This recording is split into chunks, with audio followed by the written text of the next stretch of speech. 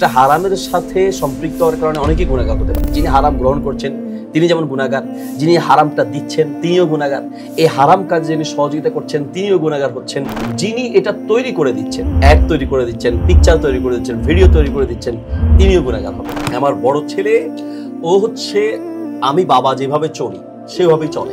একজন ছেলে তার বাবাকে অনুসরণ করে চলা, এটা তো আমরা চাই এবং আমাদের প্রাণের দাবি যে আমার ছেলেটা আমাকে অনুসরণ করে চলছে, এটা আমরা গর্ববোধ করি। বদনজর খুব মারাত্মক জিনিস, আর এই বদনজরটা শুধুমাত্র অফলাইনে নয় অনলাইনেও হতে পারে। এরকম একটা বিকল্প আগে ছিল না থাকার কারণে একটা ওজোর ছিল যে আমাদের আর কোনো প্ল্যাটফর্ম নাই, তো এখন তো একটা বিকল্প আছে, এখন তো ভালো সুযোগ আছে। এখন তাদের ব্যাপারে আপনারা আসলে কি বলবেন? এবং আমি জানি যে ইউটিউবে অ্যাড ব্যক্তিগতভাবে কিছু নিয়ন্ত্রণ করা যায়, যে আপনি চাইলে আপনার অডিয়েন্স যারা আছে তাদেরকে আপনি এই ক্যাটাগরির অ্যাডগুলা বাদ দিয়ে দিতে পারবেন। আমরা আমাদের মুসলিম ভাইদের পক্ষে কোনো কথা বলতে পারতেছি না। আপনি দেখবেন যে ফিলিস্তিনের ব্যাপারে যদি আপনি কোনো কথা বলতে চান তাহলে কিন্তু আপনাকে রেস্ট্রিক্টেড করে দেবে। হ্যাঁ অবশ্যই। আপনি মাহফিল অ্যাপ আর একটা রাষ্ট্র কিন্তু এক না, এটা কিন্তু আপনাদের অধীনে আছে, এটার ব্যাপারে আপনাদের জবাবদিহি করতে হবে। মাহফিল অ্যাপে তো আমরা আসলে হালাল ভাবে ইনকাম করার একটা সুযোগ দিচ্ছি, সেইখানে আসলে নারীদেরকে যদি সুযোগ দেওয়া না হয় এখানে কি বৈষম্য হয় কিনা, বোনরাও যেন এখানে পিছিয়ে না থাকে। এই মেয়েটাই কিছুদিন আগে হচ্ছে সে হারাম ইনকাম করছিল, তখন তার কোনো প্রবলেম ছিল না, তার কোনো ছিল না, কেউ তাকে বাধা দেয় নাই। এখন সে একটা হালালের আসার পরে তাকে সীমাবদ্ধ হয়ে যাচ্ছে। এই জায়গায় আসলে ইসলাম কি এতটাই কঠোর যে তাকে আসলে কোনো সুযোগই দিচ্ছে না, নাকি কোনো সুযোগ আছে? কিয়ামতের মাঠে কোনো মানুষ এক চুল পরিমাণ নড়তে পারবে না যতক্ষণ না পর্যন্ত সে তার জীবনের হিসাব দিবে যে জীবনটা কোথায় সে ব্যয় করেছে। তো দিনী বোনদেরকে বলবো বা নারীদের উদ্দেশ্যে বলবো, সেটা হচ্ছে আপনারা দাওয়াতি কাজ যদি করতে চান তাহলে আপনারা নারীদের মধ্যেই করবেন, শুধুমাত্র আপনারা লিখিত কিছু দিতে পারেন। মহিলারা চাইলে পুরুষদেরকে দাওয়াতি কাজে সহযোগিতা করতে পারেন বৈধ বা হালাল পন্থায়, এবং কোরআন হাদিসের গভীর জ্ঞান থাকার কারণে অনেক মহিলা সংক্রান্ত মাসালাগুলো আমি তার কাছ থেকে জানার চেষ্টা করি, এবং এই সংক্রান্ত কোনো মাসালার উত্তর দিতে গেলে আমি তার থেকে জানার চেষ্টা করি, বা কোনো মহিলা ফোন দিলে মাসালার জন্য আমি তার নাম্বার দেই, তার সাথে যোগাযোগ করিয়ে দেই। আমরা আমাদের মুসলিম ভাইদের পক্ষে কোনো কথা বলতে পারতেছি না। আপনি দেখবেন যে ফিলিস্তিনের ব্যাপারে যদি আপনি কোনো কথা বলতে চান তাহলে কিন্তু আপনাকে রেস্ট্রিক্টেড করে দেবে। হ্যাঁ অবশ্যই। মাজলুমের পক্ষে কথা বলতে, মাজলুমের পক্ষে কথা বলতে পারতেছি না, আমাদেরকে তারা কন্ট্রোল করতেছে। এই জায়গায় আসলে প্রয়োজনীয়তা হয়ে দাঁড়াইছে যে আমাদের আসলে বিকল্প আমাদের নিয়ন্ত্রিত প্ল্যাটফর্মের জন্য। সেই জায়গা থেকে আমরা খুব শীঘ্রই আরেকটা প্ল্যাটফর্ম হিকমা, এটা আমাদের নাম আলহামদুলিল্লাহ, তো ওই প্ল্যাটফর্মটা আমরা নিয়ে আসার চেষ্টা করতেছি। আল্লাহ কবুল করুন। আসসালামু আলাইকুম ওয়া রাহমাতুল্লাহি ওয়া বারাকাতুহু। ইনআলহামদুলিল্লাহ ওয়া সালাতু ওয়া সালামু আলা রাসূলিল্লাহ আম্মা বাদ। সুপ্রিয় দর্শক মণ্ডলী, আজকে আমরা উপস্থিত আছি শেখ মুফতি মোহাম্মদ আলী হাফিজাউল্লাহর সাথে। কথা বলবো অনলাইন এবং ডিজিটাল প্ল্যাটফর্মগুলো কিভাবে আমাদের ব্যবহার করা উচিত, ইসলামী মানদণ্ডে কতটুকু ভূমিকা রাখে, প্রত্যেকটা বিষয় নিয়ে পুঙ্খানুপুঙ্খানুভাবে আলোচনা করব এবং জানার চেষ্টা করব যে এই অনলাইনে বিচরণ আমাদের জন্য কতটুকু উপকারী। এই ব্যাপারে আরও বিস্তর আলোচনা করব, মুসলিমদের এই ক্ষেত্রে কি কি করণীয় আছে সে সকল বিষয়ে। আসসালামু আলাইকুম। ওয়ালাইকুম আসসালাম ওয়া রাহমাতুল্লাহ। শেখ কেমন আছেন? আলহামদুলিল্লাহ, বারাকাল্লাহ ফিক। ইন্টারনেট জগৎটা খুবই এখন দুনিয়ার একটা কন্ট্রোলিংয়ের জায়গা বলা যায়, যে এখন দুনিয়াটা কন্ট্রোল হচ্ছে কয়েকটা জিনিসের মধ্যে, তার মধ্যে সবচেয়ে বেশি প্রভাব পড়ে হচ্ছে সোশ্যাল মিডিয়ার, ডিজিটাল যেই প্ল্যাটফর্মগুলো আছে এগুলোর মাধ্যমে। ব্যবসা থেকে শুরু করে সেলফ লার্নিং থেকে শুরু করে প্রত্যেকটা জিনিস মানুষ কিন্তু এই সোশ্যাল মিডিয়ার সাথে কোনো না কোনোভাবে জড়িত। তার মধ্যে বেশ জনপ্রিয় ভূমিকা রাখছে ফেসবুক, ইউটিউবের মতো প্ল্যাটফর্মগুলো। তো এই প্ল্যাটফর্মগুলোতে আমরা আসলে কিভাবে নিজেদেরকে এটার সাথে পরিচালনা করতে পারি, একজন মুসলিম হিসাবে আমাদের আসলে কতটুকু বৈধতা আছে এগুলার ব্যবহারের ব্যাপারে, যদি আমরা এটা ব্যবহার করতে চাই সেই ব্যাপারে আমাদেরকে ইসলাম কোন ধরনের মানদণ্ড নির্ভর করে, এই ব্যাপারে একটু কথা বলতে চাই। হ্যাঁ মাশাআল্লাহ, খুবই চমৎকার একটি বিষয়। প্রথম কথা হচ্ছে যে অনলাইন বা ইন্টারনেট, এটার ব্যবহারকারীর উপরে আসলে এটার ভালো মন্দ নির্ভর করবে। আমরা যদি এটাকে ভালো কাজে ব্যবহার করি তাহলে এটা অবশ্যই কল্যাণ বয়ে আনবে, আর যদি এটাকে আমরা খারাপ কাজে ব্যবহার করি তাহলে এটা অকল্যাণ বয়ে আনবে। একটি ছুরিকে একজন ডাক্তার মানুষের কল্যাণে ব্যবহার করে থাকেন, আরেকজন ডাকাত মানুষের জীবন ধ্বংসের জন্য ব্যবহার করেন। তাহলে ছুরির আসলে দোষ নয়, দোষ হচ্ছে এটি ব্যবহার যিনি করছেন তার নিয়ত, তার উদ্দেশ্য বা তার কাজের উপরে। আমরা অনলাইন এবং ইন্টারনেটকে ইসলাম প্রচার, দিন প্রচার এবং মানবতার কল্যাণে আমরা বৃহৎ পরিসরে এটাকে কাজে লাগাতে পারি। যেমনটা সূরা নূহের ৫ নং আয়াতে আল্লাহ তাআলা বলেছেন, নূহ আলাইহিস সালাম একটি বক্তব্য কোট করেছেন। নূহ আলাইহিস সালাম বলেছেন, রব্বি ইন্নী দাউতু কওমি লাইলা ওয়া নাহারা, হে রব, আমি আমার জাতিকে, আমি আমার সম্প্রদায়কে দিন রাত আমি তোমার পথে দাওয়াত দিচ্ছি। দিন রাত দাওয়াত দিয়ে যাচ্ছেন নূহ আলাইহিস সালাম বলেছেন, আপনি আমি চাইলে অনলাইন বা ইন্টারনেটকে ব্যবহার করে আমরাও কিন্তু দিন রাত দাওয়াত দেওয়ার সেই ফজিলত আমরা অর্জন করতে পারি। আপনি একটি ভিডিও আপলোড করলেন, ইসলামিক ভিডিও, একটি বক্তব্য, একটি তেলাওয়াত হতে পারে, একটি তাফসির হতে পারে, ইসলামিক কোনো বিষয় হতে পারে। এই ভিডিও আপলোড করার পরে আপনি হয়তো ঘুমিয়ে গিয়েছেন, কিন্তু পৃথিবীর কোনো না কোনো প্রান্ত থেকে হয়তো এই ভিডিও প্রতিটা সেকেন্ডে বা প্রতিটা মিনিটে, প্রতি মুহূর্তে দেখা হচ্ছে। আপনি ঘুমিয়ে থাকলেও সওয়াব কিন্তু আপনি প্রতিটা মুহূর্তেই পাচ্ছেন। দাওয়াত দেওয়ার এই ফজিলত কিন্তু আপনি প্রতি মুহূর্তেই ওই নূহ আলাইহিস সালামের বক্তব্যের মতো দিন রাত কিন্তু আপনি পাচ্ছেন। এই সুযোগটা সুবহানাল্লাহ আপনি অফলাইনে ইচ্ছে করলেও, চেষ্টা থাকলেও আপনি পারবেন না। কারণ আপনার ঘুমাতে হবে, আপনার ব্যস্ততা আছে, আপনার রেস্টের সময় আছে, বিশ্রামের সময় আছে, ইত্যাদি কারণে আপনি চাইলেই দিন রাত আপনি সব সময় দাওয়াত দিতে পারবেন না। নির্দিষ্ট একটা সময় আপনি দাওয়াত দিতে হবে। কিন্তু অনলাইনকে ইউজ করে, ব্যবহার করে কিন্তু আপনি এই দাওয়াতি কাজটা আপনি দিন রাত 24 ঘন্টা আপনি চালাতে পারেন। তাহলে আমরা যদি অনলাইন এবং ফেসবুক বা ইউটিউব যেটাই বলেন না কেন, ইসলামিকভাবে যদি আমরা সেটাকে ইউজ করতে পারি, তাহলে আমরা কিন্তু প্রতি মুহূর্তে সওয়াব অর্জন করে একটা ফজিলত আমরা অর্জন করতে পারি। নবী সাল্লাল্লাহু আলাইহি ওয়াসাল্লাম বলেছেন, হাদিসটি সহিহ মুসলিমে আছে, হাদিসটি মিশকাতে আছে এবং হাদিসটি সহিহুল জামি কিতাবে আছে। নবী সাল্লাল্লাহু আলাইহি ওয়াসাল্লাম বলেন, আদ-দাল্লু আলাল খায়রি কাফাইলিহি, একজন মানুষকে ভালো পথ দেখালে ওই ভালো পথে যাওয়ার পরে তিনি যত ভালো কাজ করবেন, যত আমল করবেন, ওই আমল করে তিনি যেমন সওয়াব পাবেন, আপনি পথ দেখানোর কারণে বা আপনি দাওয়াত দেওয়ার কারণে আপনিও সেই রকম সওয়াব পাবেন, অর্থাৎ তার সমপরিমাণ সওয়াব আপনি পাবেন। সুবহানাল্লাহ।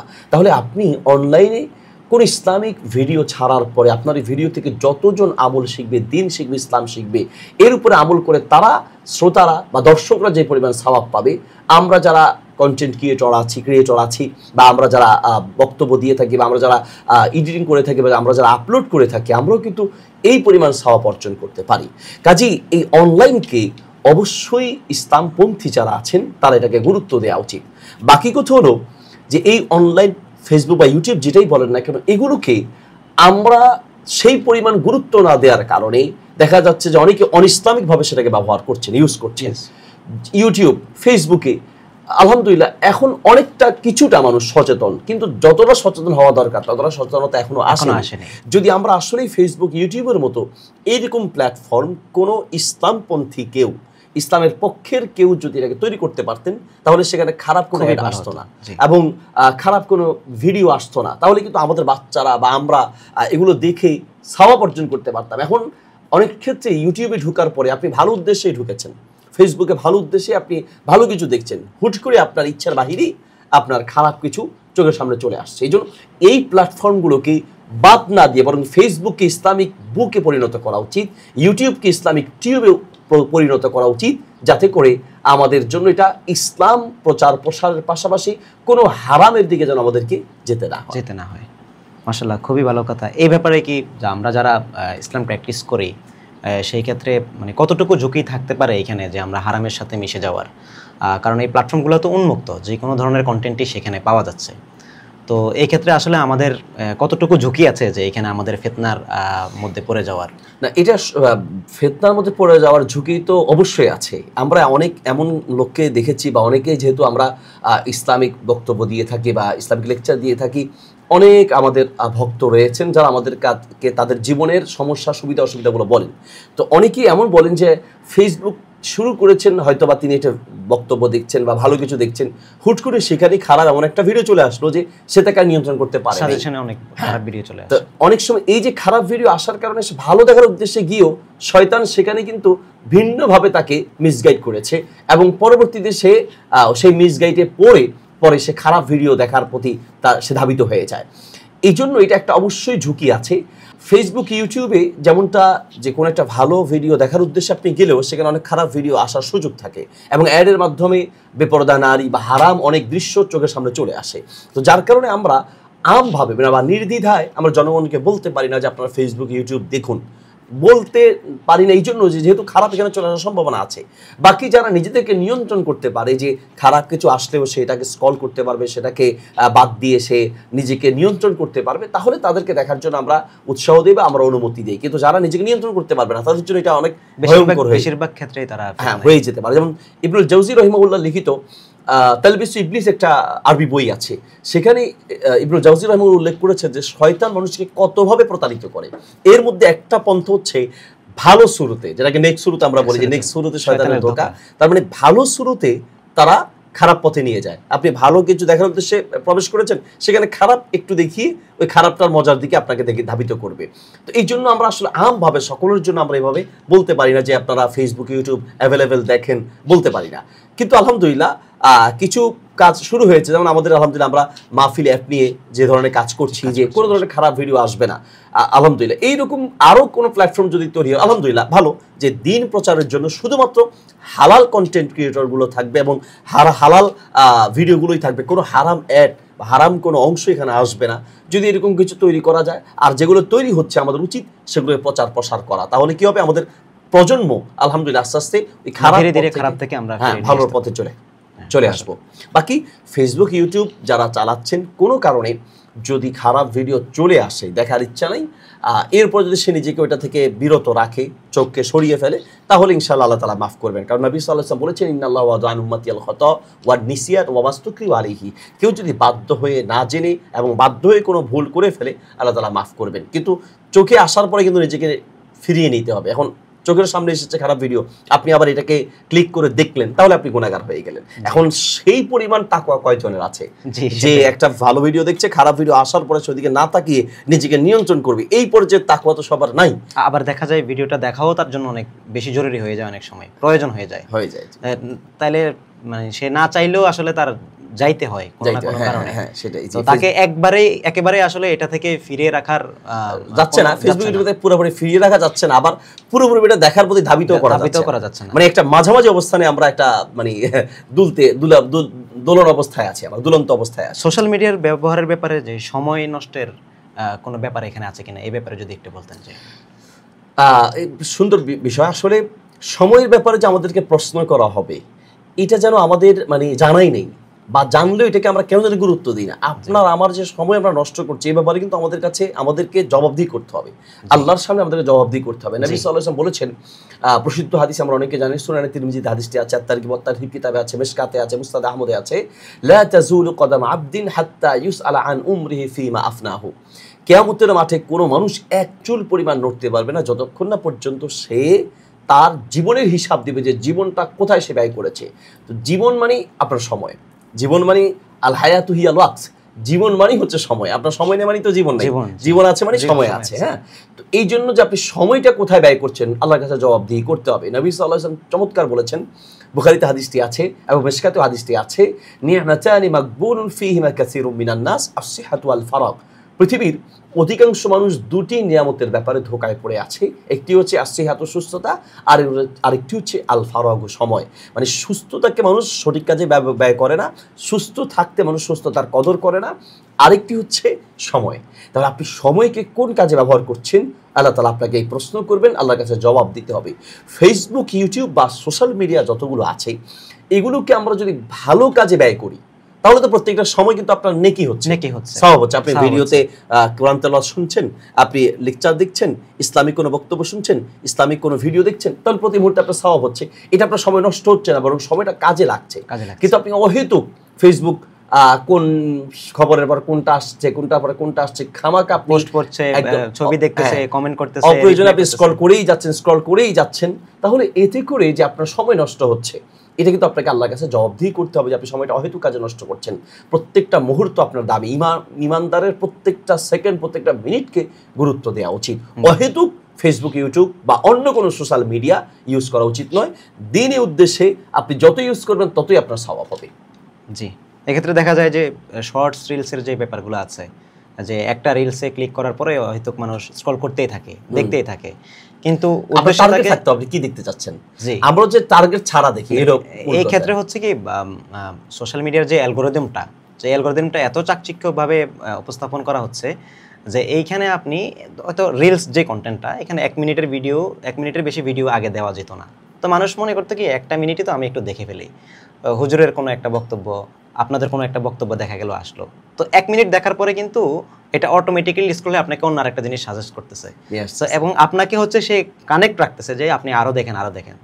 তখন মানুষ আসলে যেটা হচ্ছে যে এই 1 মিনিট করে দেখতে দেখতে যে সে 2 ঘন্টা 3 ঘন্টা পার করে ফেলতেছে অনেক সময়। মানে তো তার যে ডোপামিন খরচ হচ্ছে সে খুব আনন্দ পাচ্ছে, প্রতি সেকেন্ডে সে আনন্দ পাচ্ছে। আর সোশ্যাল মিডিয়াগুলো এভাবেই তৈরি করা হয়েছে যে আপনাকে শুধু আনন্দ দিয়ে যাবে, এখন যত পাচ্ছেন তত আরো চাচ্ছেন। ওই যে জাহান্নামের একটা স্বভাব হচ্ছে হালমি মাজিদ, আরো আছে কি জাহান্নামীদেরকে জাহান্নামে দেওয়ার পরে আরো চাইবে আরো চাইবে। আমরাও যেন মানে মজা নেওয়ার কোনো শেষ নাই। তো এই জন্য আপনি যে সোশ্যাল মিডিয়া ইউজ করছেন, ব্যবহার করছেন, আপনার একটা টার্গেট থাকতে হবে। আপনি যখনই অনলাইনে প্রবেশ করবেন, সেটা ফেসবুক, ইউটিউব বা মাহফিল অ্যাপ যেটাই বলেন না কেন, আপনার একটা টার্গেট নিয়ে প্রবেশ করতে হবে যে হ্যাঁ আমি এখানে এই জিনিসটা দেখতে চাচ্ছি, এই উদ্দেশ্যে। এখন আপনার মনে করছেন যে আপনি বসে আছেন, আপনি স্ক্রল করেই যাচ্ছেন উদ্দেশ্য ছাড়া, এর মানে হচ্ছে আপনি একটু সময় নষ্ট করছেন। ভালো কিছু দেখার উদ্দেশ্য যদি আপনি স্ক্রল করে যান বা খুঁজতে থাকেন, তাহলে খুঁজতেছেন এই সময়টা আপনি সওয়াব পাবেন, কারণ আপনি ভালো কিছু খুঁজে যাচ্ছেন। জি, অনলাইনে আদব আখলাকগুলো আসলে আমরা কতটুকু এখানে করতে পারি, সার্ভে করতে পারি। কারণ অনেক সময় দেখা যায় যে কোনো আমার মতের বিপক্ষের কোনো কিছু একটা পোস্ট করেছে, সেটা আমার ভালো লাগলে না, অথবা আমি কোনো আমল পছন্দ করছি না, বা কোনো একজন ব্যক্তিকে আমার পছন্দ হচ্ছে না। তো অনলাইনে দেখা যায় যে কি এখানে আদবের খেলাফ অনেক কমেন্ট হয়, যে ওটার কারণে অন্য মানুষ কষ্ট পেতে পারে যিনি পোস্টটা করেছেন। তো এই ক্ষেত্রে আসলে আমাদের কতটুকু সতর্কতা অর্জন করা উচিত যে আমি আসলে কি করছি অনলাইনে, যে আমি আসছি দাওয়াতি কাজ করতে, কিন্তু আরেকজনকে কষ্ট দিয়ে কথা বলছি, কমেন্ট করছি, বা তাকে রিপ্লাই দিতেছি, বা তার স্ক্রিনশটটা নিয়ে তাকে হচ্ছে প্রতিপন্ন করতেছি। এই ব্যাপারে আপনাদের কি থাকবে? আমরা যারা দায়ী লেভেলের যারা কাজ করছে বা দায়ী দাওয়াতের কাজগুলো করতে চাচ্ছে অনলাইনে, তাদের ব্যাপারে কি ধরনের কনসেপ্টে কোন কোন জায়গায় কাজ করলে বা কোন জিনিসগুলো অ্যাভয়েড করলে এটা একটা সুন্দর পরিবেশ হবে বলে আপনার কাছে মনে হয়? হ্যাঁ, না মাশাআল্লাহ, খুবই গুরুত্বপূর্ণ বিষয়। আমরা গীবত, পরনিন্দা অথবা মিথ্যা অপবাদ দেয়া, এগুলোকে মানে প্ল্যাটফর্ম, অনলাইন প্ল্যাটফর্ম বা সোশ্যাল মিডিয়া ছাড়া আমরা এটাকে যেমনটা পাপ মনে করি, সোশ্যাল মিডিয়াতে এগুলোর ব্যবহারকে আমরা তেমনটা একটা পাপ মনে করি না। অর্থাৎ আপনি কারো গীবত করাকে আপনি যেমনটা খুব খারাপ মনে করেন, যারা মোটামুটি ধার্মিক যারা, তারা অন্তত মনে করেন যে না এই লোকটা গীবত করছে, সে তো আসলে ভালো মানুষ না, বা কারণে মিথ্যা একটা অপবাদ দিয়ে দিল, তাকে আমরা যতটা খারাপ মনে করি, ঠিক ততটাই খারাপ কিন্তু সোশ্যাল মিডিয়াতেও যদি আপনি কারণ আমি গীবত করেন। সোশ্যাল মিডিয়াতেও গীবত হয়, সোশ্যাল মিডিয়াতেও পরনিন্দা হয়, সোশ্যাল মিডিয়াতেও আপনার হচ্ছে আপনার মিথ্যা অপবাদ দেওয়া হয়। অনেক ক্ষেত্রে অফলাইনে মিথ্যা অপবাদ দেওয়ার চেয়ে সোশ্যাল মিডিয়া মিথ্যা অপবাদ দেওয়াটা আরো ভয়ঙ্কর হয়ে যায়। কারণ আপনি অফলাইনে একজনকে বললেন, আপনি হেঁটে হেঁটে কয়জনকে বলতে পারবেন? আপনি সারাদিন চেষ্টা করলে হয়তো 100 জনকে বললেন বা 200 জনকে বললেন। অথচ অনলাইনে বা সোশ্যাল মিডিয়ায় আপনি যদি কারণ একটা মিথ্যা অপবাদ চাপিয়ে দেন, তাহলে এটা মুহূর্তের মধ্যে লাখ লাখ অগণিত মানুষের কাছে, এবং মানুষ কেন যেন এই নেগেটিভ মার্কেটিং বলা যায় বা নেগেটিভ এই সাইডটাতে মানুষ বেশি ইন্টারেস্টেড থাকে এবং বেশি আগ্রহী থাকে, ভাবিত হয়ে পড়ে। শয়তান তাকে এখানে আসলে বেশি হেল্প করে, এবং বিশেষ করে সেটা যদি আলেমদের ব্যাপারে হয়, যদি সেটা আলেমদের ব্যাপারে, তাহলে তো আরো কোনো কথা নাই। মানে আলেমদের বদনাম করার ক্ষেত্রে মানে যদি কোনো একটা ছোট্ট পোস্ট হয়, সেটা আরো যদি সেলিব্রিটি বা পরিচিত কোনো আলেম হয়, নর্মাল একটা বিষয়কে এটাকে টানতে টানতে এটাকে এত বিশাল করা হয় যে অনেক। সম্মানিত দর্শক, আপনাদেরকে খুব গুরুত্বের সাথে বলবো যে কোনো একজন ব্যক্তির বিরুদ্ধে কমেন্ট করার আগে একবার নয় শতবার ভাবা উচিত। কারণ আপনার এই অজানা, আপনার একটা মিথ্যা তহমত, একটা কমেন্ট একটা মানুষের জীবনের জন্য বড় হুমকি হয়ে দাঁড়াতে পারে। হয়তো এই বিষয়টাই, যেমন একজনের ছবি, এখন তো এআই এর যুগ, এখন তো এটা আরো মারাত্মক হয়ে দাঁড়িয়েছে যে এআই এর মাধ্যমে কিছু বিকৃত করা যাচ্ছে, যে কোনো জিনিস অ্যাড করে ফেলা যাচ্ছে। একজন পুরুষের সাথে একজন নারী, একজন আলেমের সাথে একজন মহিলাকে বসায় দেওয়া যেতে পারে, এবং ভিডিও এডিটিং করে, এবং কি কণ্ঠ ভয়েসও তো এডিটিং করে একজনের ভয়েস আরেকজন ভয়েস নিজে চেঞ্জ করি। এই যে মানুষকে মিথ্যা তহমতে ফেলে দেওয়া, এটা কত বড় মারাত্মক অপরাধ, সুবহানাল্লাহ। এটার জন্য শরিয়া আইন যদি থাকতো, প্রকাশ্যে শাস্তির ব্যবস্থা থাকতো, বা এটার জন্য যদি আসলে সরকার ওইভাবে ব্যবস্থা নিত, তাহলে এটা কিছুটা কমে আসতো। বাকি সরকার এটা দায়িত্ব বা এটার শাস্তির ব্যবস্থা নিক না নিক, মনে রাখবেন যে আল্লাহর সামনে আপনাকে অবশ্যই শাস্তির সম্মুখীন হতে হবে। কোনো ব্যক্তির বিরুদ্ধে কোনো একটা পোস্ট করার আগে একবার নয় শতবার ভাবা উচিত। একটা কমেন্ট করার আগে চিন্তা করে দেখা উচিত যে আপনি যে কমেন্টটা করলেন, আপনি কতটুকু যাচাই বাছাই করেছেন। আমরা অনেক সময় দেখা যায় যে একজন একটা পোস্ট পেয়েছি, ব্যাস হুড় করে সেটা আমরা শেয়ার দিয়ে দিই। আপনি শেয়ার দেওয়ার আগে তো আপনাকে প্রশ্ন করা উচিত। নবী সাল্লাল্লাহু আলাইহি সাল্লাম বলেছেন, কাফা বিল মারই কাযিবান আন ইউহাদ্দিসা বিকুল্লি মা সামিআ। কোনো ব্যক্তি মিথ্যাবাদী হওয়ার জন্য এতটুকুই যথেষ্ট যে সে যাই শুনলো তাই সে প্রচার করলো, তারা পেছনে মিথ্যুক সাব্যস্ত হলেন। এছাড়া কোরআন মাজিদে আল্লাহ তাআলা বলেছেন, ইন জাআকুম ফাসিকুন বিনাবাইন ফাতাবায়ানু, যেই কেউ তোমাদের কাছে কোনো সংবাদ দিলে আগে তুমি এটা যাচাই বাছাই করো। সোশ্যাল মিডিয়ার সবচেয়ে বড় দুর্বলতা হলো যে আমরা কারো আইডি পেজে এবং গ্রহণযোগ্য ব্যক্তিরাও এই ভুলটা করে থাকেন, যে যারা মোটামুটি খুব পরিচিত ব্যক্তি তারাই ভুলটা করেন। কোনো একটা পোস্ট পেলেই সেটাতে একটা কমেন্ট করে দিলেন, অথবা সেটাকে শেয়ার দিয়ে দিলেন, অথবা নিজের আইডি বা পেজে পোস্ট করে দিলেন। এই জন্য কারো বিরুদ্ধে বলার আগে একবার নয় শতবার ভেবে দেখা উচিত। জি জি, অনলাইনের এই যে বুলিংয়ের ব্যাপারটা আপনি বললেন যে আলেমরা এটাতে বেশি শিকার হয়, আমরা আপনার ব্যক্তিগত লাইফ থেকে একটু কিছু শুনতে চাই যে আপনি আসলে এদের কোন কোন ধরনের বুলিংগুলোর শিকার হয়েছেন এবং সেগুলোকে কিভাবে আপনি ডিনাই করেছেন, অথবা এখান থেকে বেঁচে থাকার উপায়টাই কি? যদি পার্সোনাল বিষয়ে আপনি প্রশ্ন করেছেন তারপর উত্তর দিচ্ছি। সত্যি বলতে যে এটা বাংলাদেশে আমার মনে হয় না যে এমন কোনো পরিচিত আলেম আছেন যে যার সমালোচনা হয়নি, বরং যে যত বেশি আলোচিত সে তত বেশি সমালোচিত। আর এটা কেন যেন আমাদের রক্তের সাথে একটা মিশে আছে। মানে আপনার সাথে কোনো ক্ষেত্রে আমার মাসালাগত একটা দ্বন্দ্ব আছে, পোশাকের দ্বন্দ্ব আছে, তরিকার দ্বন্দ্ব আছে, সামান্য কোনো দ্বন্দ্ব থাকলে এখন আপনাকে আমি ঘায়েল করার জন্য কিভাবে যে ঘায়েল করা যায় এই বিষয় নিয়ে আমরা সবসময় দ্বন্দ্বে পড়ে থাকি। ধরুন আপনি যে কোনো আলেমের নাম ধরুন, প্রত্যেকের ব্যাপারেই একটা না একটা বিষয় নিয়ে ছোট্ট ছোট্ট বিষয় নিয়ে সমালোচনা হয়েছে, এবং কি সমালোচনার উদ্দেশ্যে ঘৃণ্য উদ্দেশ্যে এমনও করে যে ভিডিও কাটিং করে সেখানে মানে আরেকটা ভিডিও ঢুকিয়ে দেয়, এই জায়গা থেকে একটু এই জায়গা থেকে নিয়ে, অথবা ভিডিওর মাঝখান থেকে কেটে এমনভাবে এটাকে সাজানো হয় যে উনি এটা বলেনি নেই, কিন্তু এমনভাবে প্রমাণ করা হয় যে না ইনি এটা বলেছে, এই কথাটা বলেছে, অর্থাৎ পুরো ব্যতিক্রম। এটা আমাদের জীবনে বহুবার হয়েছে। এবং আমরা ধরেন যে পার্সোনাল কোথাও হাঁটছি, কোথাও বসছি, আমাদের বসার স্টাইলটা কেমন, হাঁটার স্টাইলটা কেমন, অবস্থায় অনেক সময় খাচ্ছি ধরেন ডান হাতে, কিন্তু দেখিয়ে দিচ্ছে যেটা উল্টা করে যে বাম হাতে খাচ্ছে, এই যে দেখেন হুজুর বাম হাতে খাচ্ছে, এরকম হয়। তো এইগুলো আসলে আমরা যারা দায়ী আল্লাহ, আমরা যেটা করি সেটা হলো আমরাই, আপনি আজকে প্রশ্ন করার কারণে উত্তরটা দিচ্ছি, আমরা সাধারণত সমালোচনার জবাব দেই না।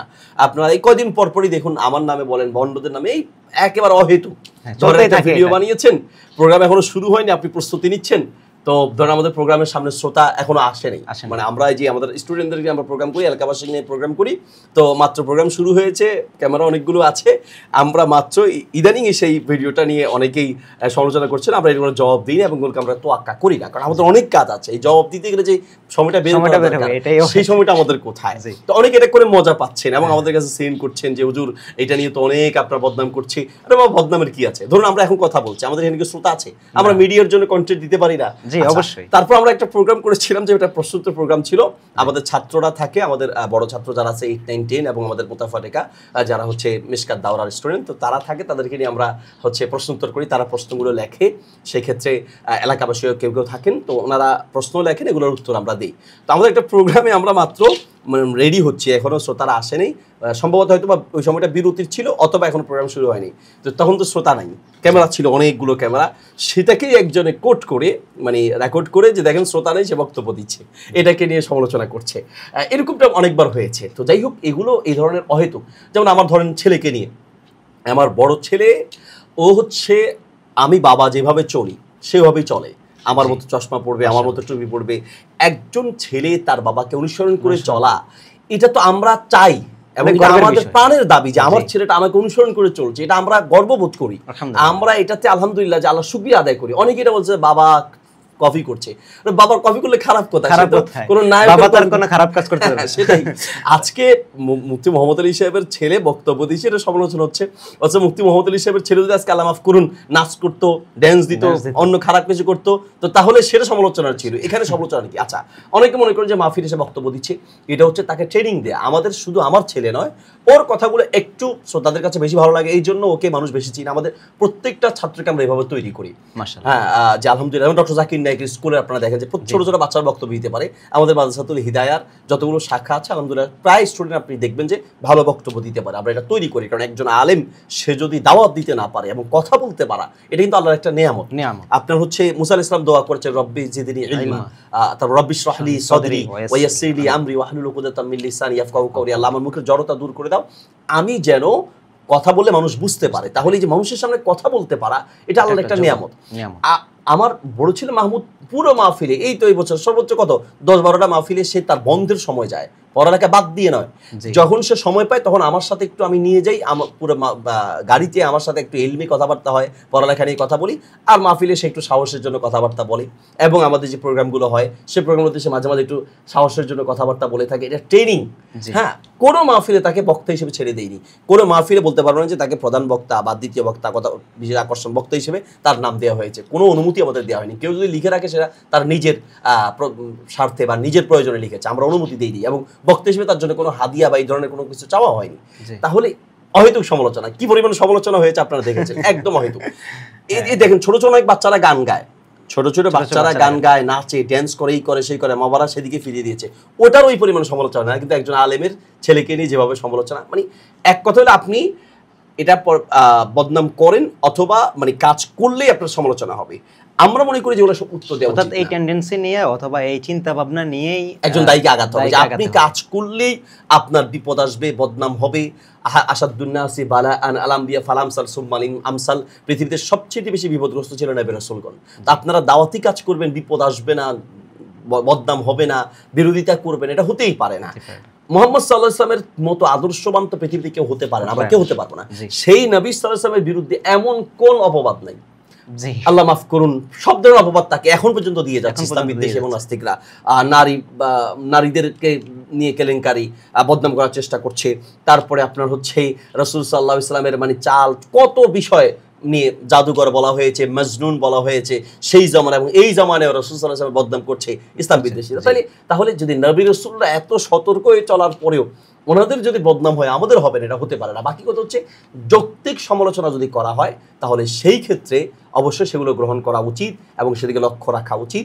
অযৌক্তিক অনেক সমালোচনা হবে, সেই সমালোচনার জবাবের পিছনে না পড়াটাই উচিত। জি শেখ, তো আমরা আসলে তো সোশ্যাল মিডিয়া ব্যবহার করে থাকি, সেই ক্ষেত্রে দেখা যায় অনেক সময় প্রোফাইল পিকচারের কারণে আমাদের ছবি টবি দিতে হয়, কিছু প্রয়োজনীয়তা আছে। আবার অনেক সময় দেখা যায় কোথাও একটা ঘুরতে গেলাম, কোথাও একটা দাওয়াতি কাজে গেলাম, সেখানে দেখা যায় কেউ এসে সেলফি তুললো, অথবা হচ্ছে কোনো ভালো কাজে আমরা হচ্ছে এঙ্গেজড হলাম, সেইখানে হচ্ছে এগুলোর প্রচারের প্রয়োজন হয়, তখন ছবি টবি দেওয়া হয়। এছাড়াও অনেক সময় দেখা যায় খুব স্বাভাবিকভাবে মানুষের একটা সুন্দর ছবি উঠলে ওইটা চেষ্টা করে যে অন্যদের সাথে শেয়ার করার জন্য, তো যেটা ফেসবুকে হয় আর কি, অথবা ইনস্টাগ্রাম, অন্যান্য যে প্ল্যাটফর্মগুলোতে আছে, মানুষ নিজেকে আসলে একটু শেয়ার করতে চায়, নিজের ভালো মন্দ বিষয়গুলো একটু বলতে চায়।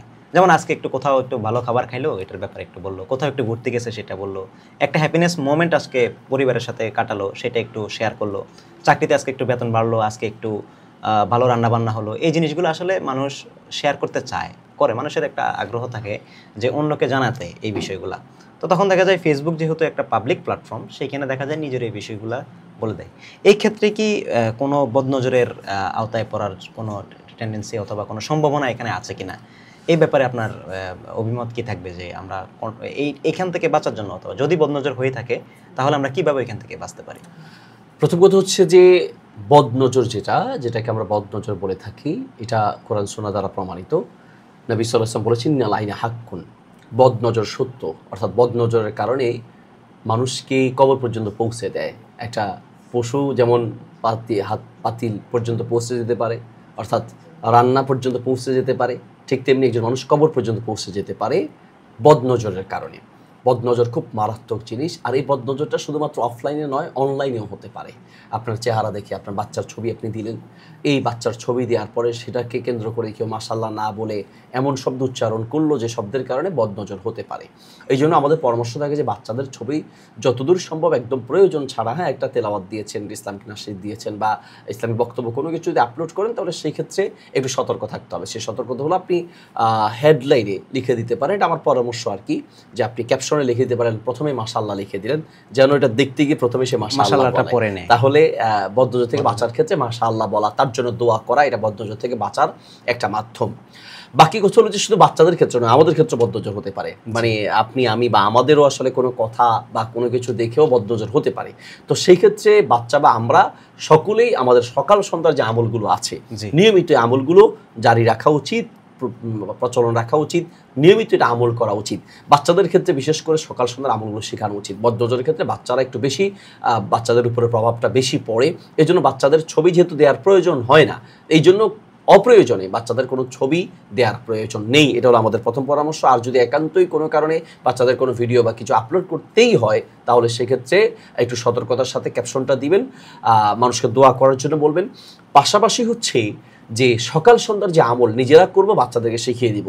বিশেষ করে সূরা ইখলাস, ফালাক, নাস শিখিয়ে দিব এবং আউযু বিকালিমাতিল্লাহি তাম্মাতি মিন শাররি মা খলাক, এই দোয়াটি আমরা পুরো বাচ্চাদেরকে শিখিয়ে দিব।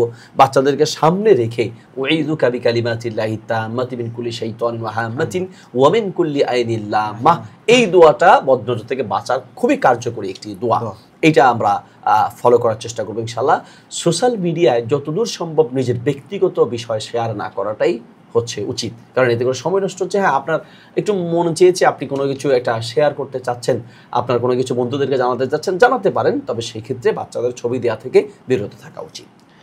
আর স্ত্রী বা ওয়াইফের ছবি তো অবশ্যই, বা নিজের মেয়েদের ছবি তো অবশ্যই দিবেন না, কারণ এতে করে আপনি অবশ্যই দায়ুসের অন্তর্ভুক্ত হবেন। আপনি হাজব্যান্ড হয়ে যদি আপনার ওয়াইফের ছবি আপনি সোশ্যাল মিডিয়ায় আপলোড করে থাকেন, তাহলে যত মানুষ দেখবে তারা যে পরিমাণ গুনাহগার হবে, খারাপ নজরে দেখে তারা যে পরিমাণ গুনাহগার হবে, আপনার স্ত্রী সেই পরিমাণ গুনাহগার হবে, আপনিও সেই পরিমাণ গুনাহগার হবেন। আপনার স্ত্রী যদি আপনাকে অনুমতি না দেয়, তাহলে তিনি গুনাহগার হবে না, আপনি দেওয়ার কারণে আপনি সমস্ত মানুষের চোখের জিনার পাপ আপনার আমলনামায় লেখা হবে, শুধুমাত্র আপনি আপলোড করার কারণে। এই জন্য নারীদের ছবি আমরা আপলোড করা থেকে বিরত থাকবো ইনশাআল্লাহ। আচ্ছা, নারীদের জন্য অনলাইনের দাওয়াতের যে কার্যক্রমের জায়গাটা আছে, আমরা জানি যে অনলাইনে ব্যাপকভাবে দাওয়াতি কাজ করা যায়। সেখানে যদি কোনো নারী চায় যে ইসলামকে প্রচার করার জন্য তিনি কোনো দাওয়াতি কাজে অংশগ্রহণ করবেন, ইসলাম এখানে কতটুকু বৈধতা দেয়, অথবা যদি দিয়ে থাকে, যদি না দেয় তাহলে কতটুকু পর্যন্ত চাইলে সে নিজের ঐচ্ছিকভাবে করতে পারে, অথবা ইসলামের এই ব্যাপারে দৃষ্টিভঙ্গি কি, যে অনলাইনে কোন কোন পদক্ষেপগুলো নারীরা আসলে নিতে পারেন অনলাইনে দাওয়াতি কাজের ক্ষেত্রে? হ্যাঁ, মাশাআল্লাহ, বর্তমানে নারীদের দাওয়াতি কাজের নামে বড় ধরনের একটা ফিতনা তৈরি হয়েছে। তা হচ্ছে আমরা অনেকে দিনী ভাই দিনী বোন এই উদ্দেশ্যে ফেসবুকে কথা বলতে বলতে একটা পর্যায়ে এমন পর্যায়ে চলে যায় যে যেটা আসলে হারামের একেবারে সর্বোচ্চ পর্যায়ে পৌঁছে যায়। তো শুরু হয় কিন্তু একটা ভালো উদ্দেশ্য দিয়ে। এই যে আমি আগেই বলেছিলাম যে ইবনুল জাওজি রাহিমাহুল্লাহ লেখা তালবিস ইবলিসের মধ্যে এসেছে যে আপনার শয়তান কখনো কখনো নেক শুরুতে ধোঁকা দিয়ে থাকে। তো দিনী বোনদেরকে বলবো বা নারীদের উদ্দেশ্যে বলবো, সেটা হচ্ছে আপনারা দাওয়াতি কাজ যদি করতে চান তাহলে আপনারা নারীদের মধ্যেই করবেন। হ্যাঁ, আপনারা যদি আমভাবে সকলের জন্য করতে চান তাহলে আপনারা কোনো ভিডিও তৈরি করা যাবে না, বা কণ্ঠ দিয়ে কিছু বলা যাবে না, কোনো বক্তব্য আপলোড করা যাবে না, নিজেদের ভিডিও আপলোড করা যাবে না। শুধুমাত্র আপনারা লিখিত কিছু দিতে পারেন, যে আপনি লিখিত আকারে লেখা দিয়ে আপনি দাওয়াতি কাজ করতে পারেন, ইসলাম প্রচার প্রসার করতে পারেন, কিন্তু ভিডিও আপলোড করে নয়, আপনি লেখালেখির মাধ্যমে দাওয়াতি কাজ চালাতে পারেন। একান্ত যদি আপনি মানে কোনো অডিও দিয়ে মানে বক্তব্য দিয়ে কোনো দাওয়াতি কাজ করতে চান, তাহলে সেটা শুধুমাত্র নারীদের মধ্যে হবে। সেটা নারীদেরকে নিয়েই শুধু হোয়াটসঅ্যাপ কোনো গ্রুপ হতে পারে, মেসেঞ্জার কোনো গ্রুপ হতে পারে, অথবা অন্য কোনো মাধ্যম হতে পারে। শুধুমাত্র আপনার ভয়েসটা যেন মহিলাদের মধ্যেই থাকে। আমরা অনেকে দেখি যে মহিলা হুজুর, মহিলা বক্তার নামে অনেক বক্তার বক্তব্য আমরা অনলাইনে পেয়ে থাকি। এটা স্পষ্ট হারাম, কারণ নারীদের এই কণ্ঠ এটাও কিন্তু একটা পর্দার বিষয়। আপনি দেখুন, একজন ইমাম যদি জামাতে নামাজ পড়া অবস্থায় ভুল করে থাকে, তাহলে ইমাম সাহেবের ভুল শুধরানোর জন্য আত-তাসবিহু লির-রিজাল, পুরুষরা সুবহানাল্লাহ বলবে। ইমাম ভুল করলে পুরুষরা ভুল শুধরাতে গিয়ে সুবহানাল্লাহ বলবে। ওয়াত-তাসফিকু লিন-নিসা, মহিলারা মুখ দিয়ে সুবহানাল্লাহ বলবে না, বরং মহিলারা আত-তাসফিক, হাতের উপর হাত এইভাবে বাড়ি দিবে, এটাকে তাসফিক বলে। মহিলাদের কণ্ঠটা এতটা গুরুত্ব, এবং এটাকে পরপুরুষকে যে শোনানো উচিত নয়, তার বড় একটা প্রমাণ হচ্ছে নামাজের মতো একটা গুরুত্বপূর্ণ বিধানে ইমাম ভুল করলেও নারীরা বা মুসল্লিদের মধ্যে যারা নারী থাকবেন তারা মুখ দিয়ে বলবে না, বরং এইভাবে আওয়াজের মাধ্যমে তার ভুল শুধরানোর চেষ্টা করবে। দেখুন, এখানেও তার কণ্ঠটাকে আবদ্ধ রাখা বা শুধুমাত্র নারীদের মধ্যে রাখা, পুরুষদের পর্যন্ত না পৌঁছানোর একটা বিষয় আমরা পাই।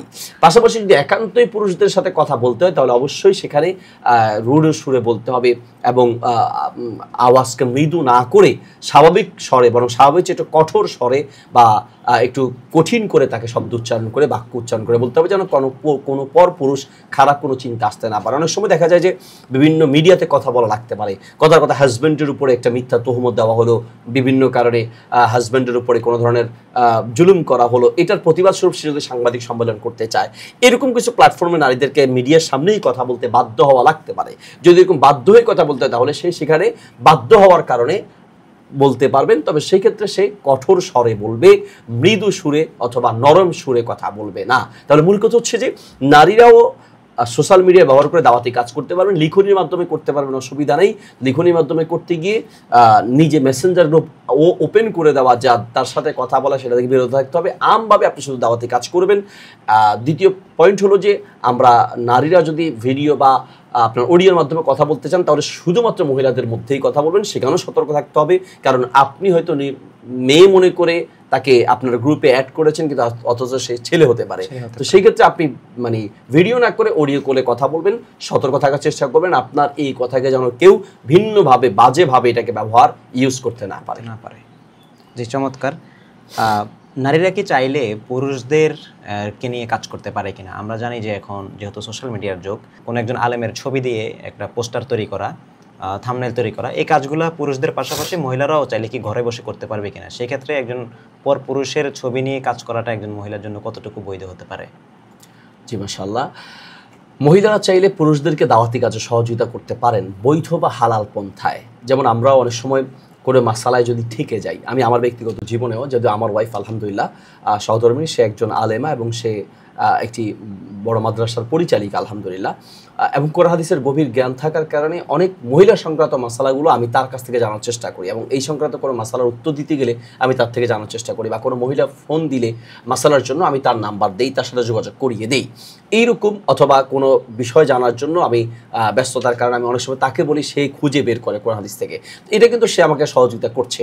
তো এরকম কোনো ভাই যদি এরকম এডিটর থাকেন, কথার কথা সেই এডিটিংয়ের কাজে তার ওয়াইফকে যদি ব্যবহার করতে চান, বা লেখালেখির কাজে সে ফেসবুকে কোনো দাওয়াতি কাজ করবেন, তার ওয়াইফ হয়তো ভালো বাংলা জানে বা ভালো আরবি জানে, ভালো ইংরেজি জানে, স্ত্রী থেকে সে দাওয়াতি কাজে সহযোগিতা নিতে পারেন। বাকি যে কথাটা আপনি বলছেন যে কোনো পরপুরুষ বা অন্য কোনো বক্তা বা ইসলামিক কোনো আলোচক তার কোনো ভিডিও এডিটিং বা ছবি তৈরি করার ক্ষেত্রে যদি কোনো মহিলা কাজ করতে চায়, তাহলে পেশাদারিত্বের সাথে সেক্ষেত্রে আমাদেরকে দেখতে হবে যে আসলে এই মহিলা ওই পুরুষের ভিডিওর কাজ করতে গিয়ে ইনি ফিতনায় ধাবিত হওয়ার সম্ভাবনা আছে কিনা। এনারা তো ইনিও তো একজন মানুষ, ইনিও তো কোনো পুরুষকে দেখে ভালো কোনো চেহারা, ভালো সৌন্দর্য দেখে সেও তো খারাপ হয়ে যেতে পারে। তো এইরকম যদি সম্ভাবনা থাকে বা ওই বয়সের হয়, তাহলে সেক্ষেত্রে উচিত হবে না। কারণ হচ্ছে যে আপনি তাহলে আপনার স্ত্রীকে বা কোনো একজন নারীকে আপনি এটা ফিতনার রাস্তা খুলে দিলেন। সে হয়তো ভিডিও করতে করতে তার কথা খুব ভালো লেগেছে, অনেক সময় কেউ কেউ চেহারার কারণে পছন্দ করে থাকে, কেউ কিন্তু বুদ্ধিমত্তার কারণে অথবা যোগ্যতার কারণেও তার প্রতি ধাবিত হতে পারে। তো এইরকম খারাপ কোনো চিন্তা নারীর মধ্যে চলে আসতে পারে। যেন আমরা বলবো যে পুরুষের ভিডিওগুলো পুরুষরাই এডিটিং করবেন, পুরুষরাই এটাতে কাজ করবেন। পেশাদারিত্বের সাথে কোনো নারী যদি অভাবে পড়ে যান, মানে তার এক কথা হলো আমরা নারীদের চাকরি করা উচিত নয়। কারণ নারীদের হচ্ছে তার ঘর সামলানো উচিত, তার পরিবারকে দেখা উচিত। হ্যাঁ, ঘরে পরিবারকে দেখার পাশাপাশি সে দাওয়াতি কাজ তার নির্দিষ্ট সীমার মধ্যে সে করতে পারে, অসুবিধা নেই। বাকি চাকরি করা মানে সে অন্য কারো অফিসারের অন্য কোনো অফিসে গিয়ে চাকরি করা তখনই তার জন্য জায়েজ হবে যখন তার অভাব দেখা যাবে। অভাব যদি থাকে, প্রয়োজন থাকে, তাহলে সে চাকরি করতে পারে। তবে সেই চাকরি করার ক্ষেত্রে তার নিজেকে ফিতনা মুক্ত রেখে হালাল পন্থায় সে যদি চাকরি করে তাহলে অসুবিধা নেই। পুরুষদের ছবি ও ভিডিও করতে গিয়ে যদি কাজ করতে গিয়ে যদি সে মনে করে যে সে নিজে ফিতনা ধাবিত হওয়ার সম্ভাবনা থাকে এবং ওই রকম বয়স হয়, একান্ত অনেকে এত বৃদ্ধ বয়সে তার এখন কথা এডিটিংয়ের এই কাজগুলো করতে গেলে কোনো খারাপ চিন্তা আসার সম্ভাবনা নেই, তাহলে সে করতে পারে যদি প্রয়োজন হয়, অভাবে পড়ে। কিন্তু নর্মাল অবস্থায় যারা উপযুক্ত বয়সের যুবতী বয়সের কথার কথা, তারা যদি কোনো যুবক বা অন্য কোনো ইসলামপন্থীও হতে পারে যে তার ভিডিও এডিটিং করতে গিয়ে তার মনের মধ্যে খারাপ চিন্তা আসতে পারে, তাহলে তার এই ধরনের কাজে সম্পৃক্ত হওয়া উচিত নয়। জি জি। তো এই ক্রিয়েটিভ জায়গাগুলোতে আমরা অনেক সময় নারীদেরকে দেখি যে অনেক সময় পুরুষদের চাইতেও তারা ভালো কাজ করতে পারে কিছু কিছু ক্ষেত্রে। তো তাকে হয়তো আল্লাহ এই যোগ্যতাটা দিয়েছে, তো এটাকে তিনি কতটুকু ইউটিলাইজ করতে পারে। অর্থাৎ আমরা অনেকে জানি যে ওনারা বিভিন্ন কোরআন তেলাওয়াত নিয়ে কাজ করে, যে কারীদের কোরআন অডিও তেলাওয়াতগুলোকে এনে তারা হচ্ছে নিজেদের মতো করে এটাকে এডিটিং করে সুন্দর করে উপস্থাপন করে, অথবা বাংলায় সেটাকে অনুবাদ করে ওই অডিও তেলাওয়াতটাকেই, অথবা ভিডিও তেলাওয়াত দেখে সেটাকে অডিও করে কাজ করে। তো নিজেরা পেজ খুলে কাজ করে, নিজেরা আপলোড করে মানুষকে শোনানোর জন্য। অথবা দেখা যায় কোনো একজন শাইখের অনেক বড় একটা লেকচার ছিল, ওইখানে কোনো একটা ভালো টপিকের কথা বলছে, যে টপিকটা আসলে কেটে আলাদা করে দিলে সেটা শুনতে ভালো হবে। তো তার প্রোফাইল থেকে বা তার পেজ থেকে তিনি যদি এই ধরনের কাজগুলো করেন, সেটা যদি যুবতীও হয়, তাহলে সেই ক্ষেত্রে কোনো প্রবলেম হওয়া বা শরীরের মানদণ্ডে এখানে কোনো অসুবিধা হবে কিনা? না, দেখুন এখানে বিষয়টা হচ্ছে যে একজন নারী সে ইসলাম প্রচারের ক্ষেত্রে কোনো একটা ভালো কোরআন তেলাওয়াত এটাকে এডিটিং করা, লিখে দেওয়া, ক্যাপশন লেখা ইত্যাদি, বা কোনো আলেমের বক্তব্য বাংলা অনুবাদ করা বা ইংরেজি অনুবাদ করা, এগুলো কিন্তু হারাম না, মূল কাজটা হারাম না। এখন যিনি কাজটা করছেন এখানে নির্ভর করবে তার উপরে, তার তাকওয়ার অবস্থার উপরে। হ্যাঁ, আপনি রাস্তায় বের হলেও কিন্তু আমাদের নারীরা পুরুষদেরকে দেখেন, দেখেন না? এখন কি আমরা বলবো যে না, নারীদের জন্য রাস্তায় বের হওয়া কি হারাম? আমরা হারাম বলি না, আমরা কি বলি যে বের প্রয়োজনে বের হতে পারেন, এবং বের হওয়ার পরে আপনি আপনাকে নিয়ন্ত্রণ করতে হবে, মানে আপনি কতটুকু নিয়ন্ত্রণ করতে পারছেন। যে আপনি রাস্তায় বের হলো, যদি আল্লাহ মাফ করুন এমন কোনো নারী থেকে যে কোনো পুরুষকে দেখলে তার খারাপ চিন্তা চলে আসে, তাহলে তার বের হওয়া উচিত নয়, কারণ সে তো নিজেই মানে একটা রোগী, তাই না? তো এইরকম যদি যে রিডিং এর কাজ করছে বা যে এই প্ল্যাটফর্মে কাজ করছেন তার অবস্থার উপর নির্ভর করছে সে আসলে কতটুকু নিয়ন্ত্রিত, সে নিজেকে নিয়ন্ত্রণ করতে পারছে কিনা। সাধারণত আসলে আমরা যেটা দেখি যে কোনো কারির বা কোনো আলেম ওলামার তেলাওয়াত বা বক্তব্য এগুলো কাজ করতে গেলে ওই ধরনের, কারণ যেহেতু সেই ইসলামের কথা বলছে, এই ধরনের খারাপ চিন্তা আসার কথা না, এরপরেও আসতে পারে, শয়তান তো বসে নেই। তো যদি সে নিজেকে নিয়ন্ত্রণ করে এই ধরনের কাজগুলো করতে পারে তাহলে এটা সরাসরি হারাম, এটা আমরা বলতে পারছি না। বাকি এটাকে প্রয়োজন ছাড়া পেশা হিসেবে নেওয়া উচিত নয় আমরা মনে করি। যদি আপনার চাকরির প্রয়োজন না হয়, অভাব খুব না থাকে, তাহলে এগুলোকে পেশা হিসেবে গ্রহণ করা উচিত না। জি, মাশাআল্লাহ।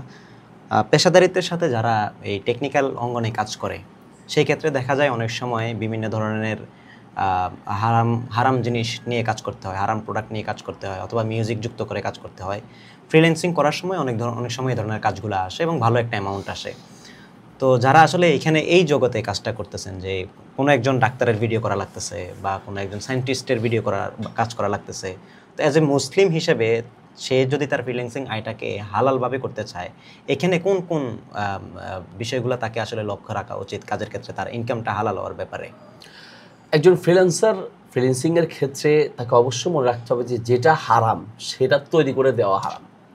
মূল যে জিনিসটা হারাম সেটা হারাম, মানে শুধু হারাম যিনি গ্রহণ করছেন তিনি হারামখোর বা তিনি গুনাহগার হবেন, বিষয়টা এরকম নয়। একটা হারামের সাথে অনেকেই হারামের সাথে সম্পৃক্ত হতে পারে, মানে একটা হারামের সাথে সম্পৃক্ত হওয়ার কারণে অনেকেই গুনাহগার হতে পারে। যিনি হারাম গ্রহণ করছেন তিনি যেমন গুনাহগার, যিনি হারামটা দিচ্ছেন তিনিও গুনাহগার, এই হারাম কাজে যিনি সহযোগিতা করছেন তিনিও গুনাহগার হচ্ছেন, যিনি সাপোর্ট করছেন সমর্থন করছেন তিনিও গুনাহগার হচ্ছেন। তো একটা হারাম ধরনের যে একটা শরাব বা একটা মদের কোনো একটা অ্যাড, যিনি এটা বানিয়ে নিচ্ছেন তিনি গুনাহগার হবেন, যেই দোকানে এটা বিক্রি হচ্ছে তিনি গুনাহগার হবেন, যিনি সার্ভ করছেন তিনিও গুনাহগার হবেন, যিনি এটা ব্যবসা করছেন তিনি গুনাহগার হবেন, যিনি এটা তৈরি করে দিচ্ছেন, হ্যাঁ অ্যাড তৈরি করে দিচ্ছেন, পিকচার তৈরি করে দিচ্ছেন, ভিডিও তৈরি করে দিচ্ছেন, তিনিও গুনাহগার হবেন। আমরা মনে করি যে না, আমি তো মদ খাচ্ছি না, আমি তো সেটা ছবি বানিয়ে দিলাম, আমি তো সেটা একটা ভিডিও তৈরি করে দিলাম, আমি কি এটা করছি, আমি তো খাচ্ছি না। আপনি খাচ্ছেন না, তবে সহযোগিতা করছেন। এই ব্যাপারে আমাদের দিনী ভাইদের মধ্যে অনেক সময় এটা পাল্টা কথা আসে যে ভাই অমুকের কাজটা যে আপনি করলেন, ওনারা তো আসলে দিন প্র্যাকটিস করে না, অথবা ওনারা এটাকে হালালভাবে সার্ভ করে না, তাদের প্রতিষ্ঠানে তারা মেয়েদেরকে হচ্ছে দিয়ে কন্টেন্ট তৈরি করে।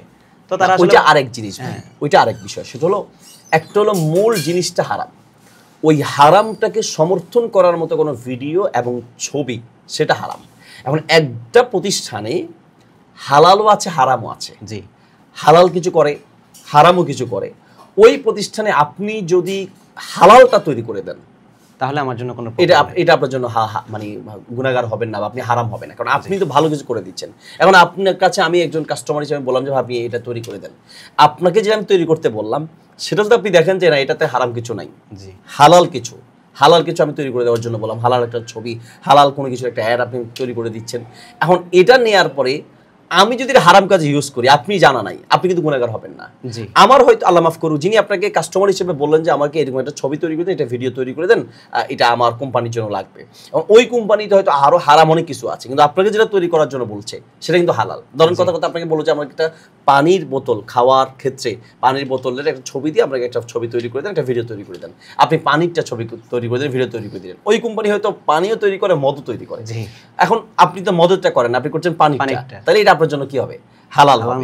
বাকি আপনি যদি দেখেন যে না আপনাকে সরাসরি যেটা ইউজ করতে বলছে, যেটা তৈরি করতে বলছে এটা তার হারাম কাজে লাগাবে, আপনি জানেন, তাহলে আপনি গুনাহগার হবেন। আবার আপনি জানেন না, তবে আপনি কাজ করার আপনি জানার চেষ্টা করুন, এরপর আপনার কাছে সে লুকিয়েছে, আপনাকে জানায় নেই, আপনাকে বলছে না এটা হালাল কাজে লাগাবে, নিয়েছে হালাল হিসেবে, পরে যদি সে হারাম কাজে ইউজ করে এটার জন্য আপনি গুনাহগার হবেন। আমি দায়বদ্ধ, কারণ নবী সাল্লাল্লাহু আলাইহি ওয়াসাল্লাম বলেছেন ইন্নাল্লাহা ওয়াদা'আন উম্মতিয়াল খাতা ওয়ান নিসিয়ান ওয়া মাসতুকরিহু আলাইহি, না জেনে কোনো ভুল করলে এটা আল্লাহ তাআলা মাফ করে দিবেন, বাধ্য হয়ে কোনো ভুল করলে আল্লাহ মাফ করে দিবেন।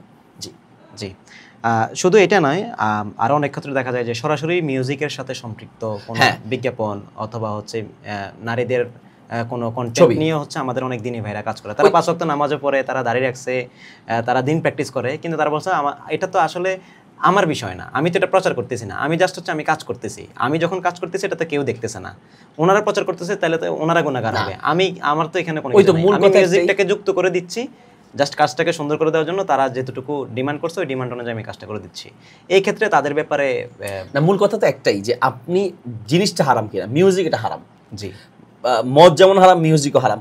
নারীদের বেপরদা, নারীদের ছবি ফেসবুকে অনলাইনে বা এটাকে ছবি বানিয়ে বের করা, অফলাইনে হোক আর অনলাইনে প্রচার করা হোক, এটা হারাম। তাহলে আপনি হারামটাই তো তৈরি করে দিচ্ছেন। তাহলে আপনি মূল যদি হারাম জিনিসটা আপনি তৈরি করে দেন, সে এটাকে হারাম কাজে লাগা, হালাল কাজে লাগা, এটা আপনার জন্য হারাম। আপনি বলবেন যে কথার কথা যে এটা সে হালাল কাজে লাগাবে, মহিলাদের ছবি সে তো খারাপ কোনো কাজে না, একটা কাপড়ের অ্যাডে লাগাবে, কাপড়টা তো হালাল।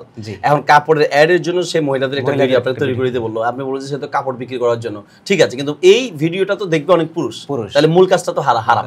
তাহলে মূল হারাম কাজটা করার জন্য আপনি যদি এটা সম্পৃক্ত হন, তাহলে আপনি অর্থাৎ এখান থেকে যে বিনিময়টা তিনি নেবেন সেই বিনিময়টা অবশ্যই নিঃসন্দেহে হারাম হবে। ঠিক আছে, আমরা যারা ফ্রিল্যান্সিং করি এবং হচ্ছে বাসায় বসে কাজ করি, আপনারা অনেক সময় এটার ব্যাপারে আমাদেরকে প্রশ্ন করে থাকেন যে আমাদের যে কাজগুলো আসে বাইরের অনেক ক্লায়েন্ট থাকে, যেমন খ্রিস্টান, হিন্দু, অনেকেই কাজ দেয়, তো তারা তো মুসলমান না, তারা তো পর্দা করবে না, স্বাভাবিক ব্যাপার।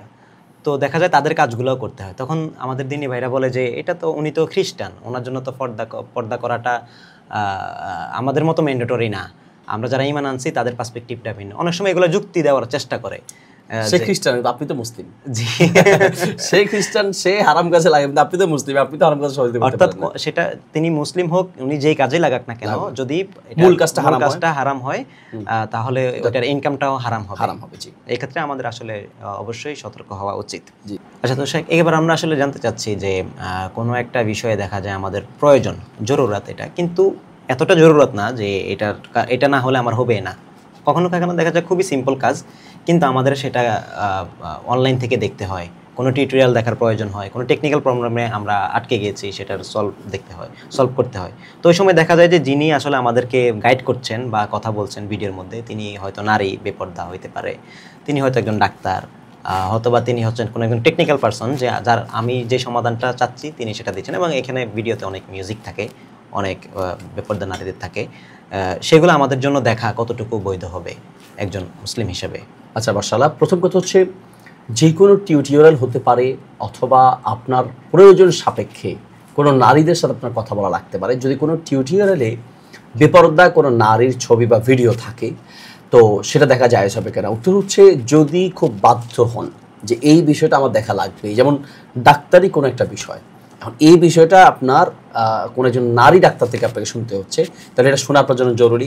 তাহলে সেই ক্ষেত্রে নারী ডাক্তার যদি কথা বলে, তাহলে আপনি তার কথা শোনা, বা সে যদি কিছু দেখায় সেটা দেখা, কথা হাতের সাহায্যে বা কোনো ওষুধ দেখাচ্ছে, এগুলো আপনার জন্য দেখা জায়েজ হবে বাধ্য হওয়ার কারণে, প্রয়োজনে। অনেক সময় আপনি ডাক্তারের কাছে যাচ্ছেন আপনার ওয়াইফের ব্যাপারে কথা বলার জন্য, দেখা যাচ্ছে মহিলা ডাক্তার বা মহিলা নার্স, অন্য কোনো ব্যবস্থা নাই, তো সেখানে আপনি মহিলা নার্সের সাথে কথা বলা লাগতে পারে, মহিলা ডাক্তারের সাথে কথা বলা লাগতে পারে ইত্যাদি, এগুলো জায়েজ আছে। টিউটোরিয়ালের ক্ষেত্রে একই কথা, যদি মিউজিক থাকে তো প্রয়োজন সাপেক্ষে আপনি এটা দেখা বা এটা শোনা জায়েজ আছে, যদি এর ভিন্ন বিকল্প কোনো মাধ্যম না থাকে। এমন একটা টিউটোরিয়াল, কথার কথা আপনার শারীরিক প্রয়োজনে বা খুব জরুরি প্রয়োজন আপনাকে দেখতেই হচ্ছে, তো সেই ক্ষেত্রে যদি এর বিকল্প কোনো না থাকে হালাল, তাহলে এখানে বাধ্য হওয়ার কারণে আপনার জন্য এটা জায়েজ হবে।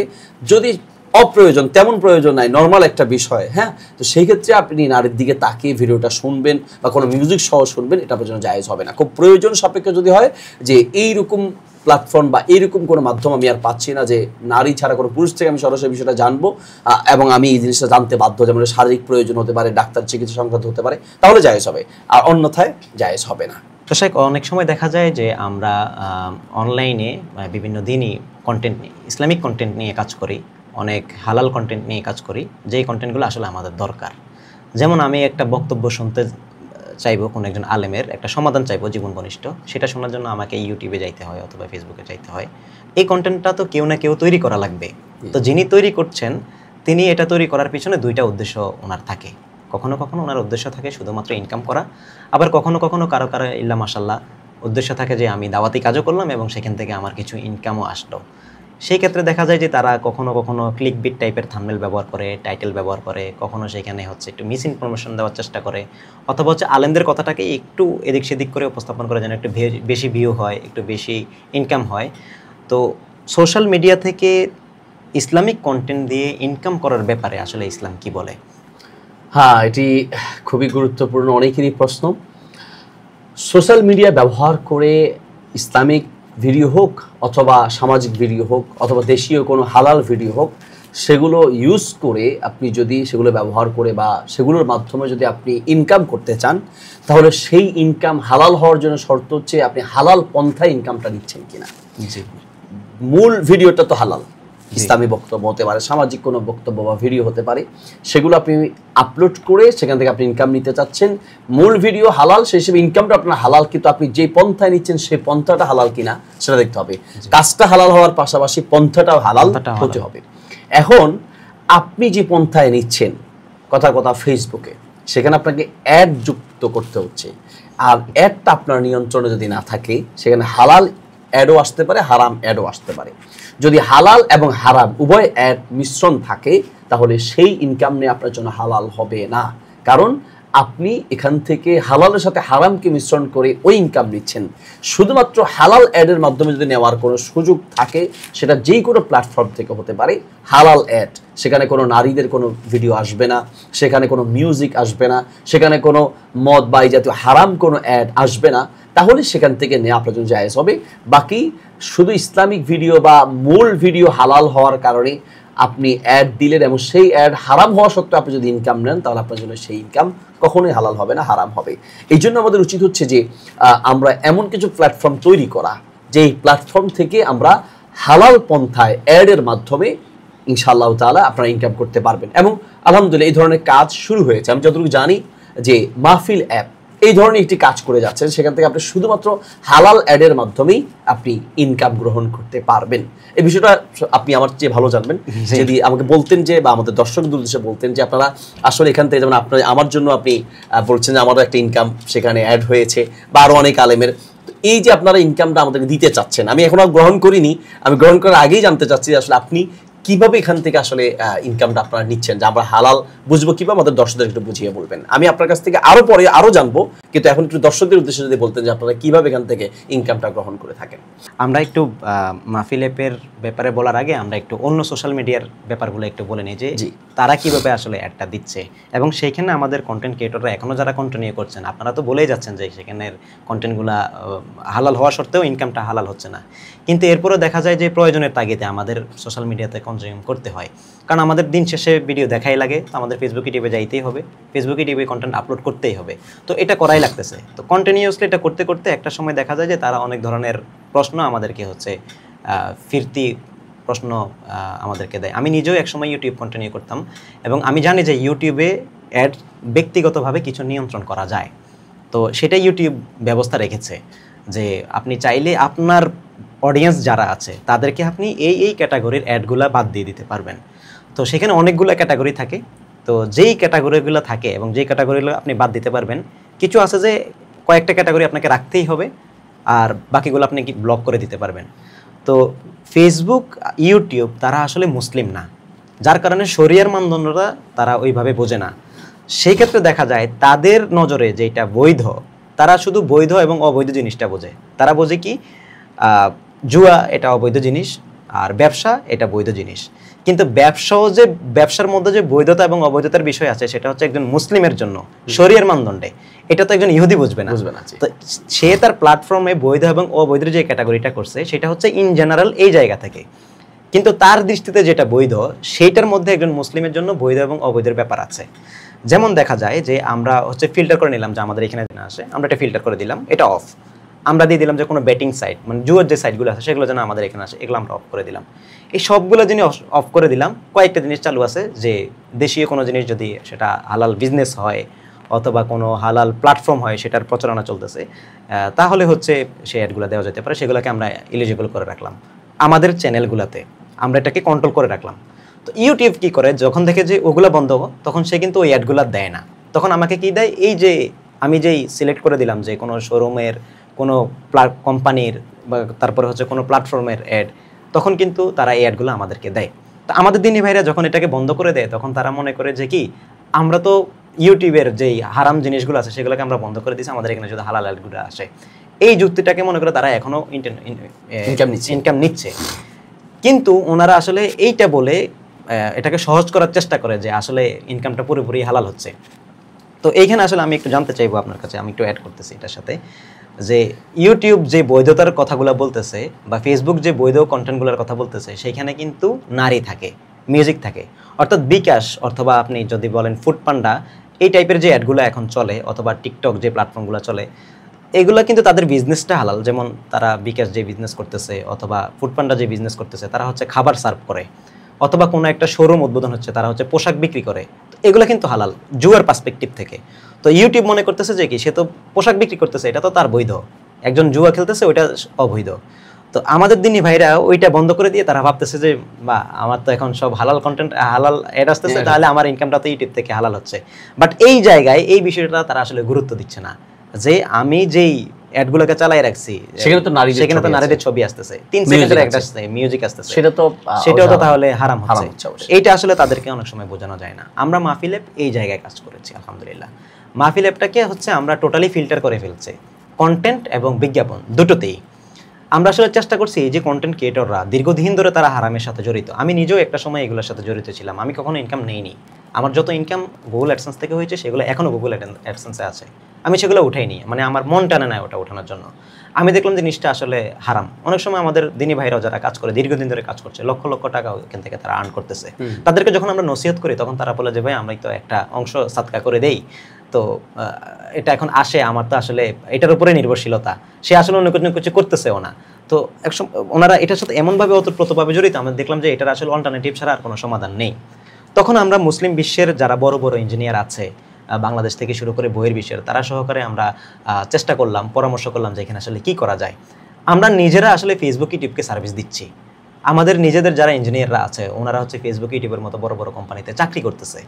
তো তারা আসলে ওই প্ল্যাটফর্মগুলোকে চালাচ্ছে, কিন্তু তারা নিজেরা কোনো উদ্যোগ না নেওয়ার কারণে আমরা আসলে এই জিনিসগুলোকে মুসলিমদের জন্য এই সলিউশনগুলো তৈরি করতে পারিনি।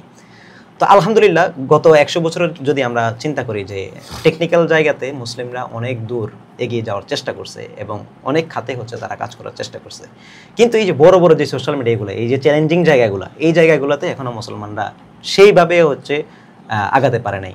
তো গত কয়েক বছর ধরে কাজ চলছে আলহামদুলিল্লাহ। আমরাও শুরু করেছি মাহফিল অ্যাপটাকে আমরা নিয়ে এসেছি এই উম্মার জন্য, যে মাহফিল অ্যাপে যে কন্টেন্টটা মানুষ আপলোড করবে সেই কন্টেন্টটা আসলে আমরা ভেরিফিকেশন করব যে কন্টেন্টটা আসলে হালাল হচ্ছে কিনা। তিনি যে থাম্বনেলটা দিচ্ছে সেটাকে আমরা চেক করতেছি, তিনি যে ভিডিওটা দিচ্ছে সেই ভিডিওটার ব্যাকগ্রাউন্ডে কোনো মিউজিক আছে কিনা, সেটা হতে পারে কোনো ওয়াজের ভিডিও কিন্তু নিচে একটা বাঁশির সুর দিয়ে দিচ্ছে, তাহলে তো এটা তার জন্য হারাম হচ্ছে, অর্থাৎ একটা মানুষকে সে হারাম শোনাচ্ছে। আমি তাকে ইনকামটা দিচ্ছি হালাল, কিন্তু সে কন্টেন্টটা হয়ে গেছে হারাম।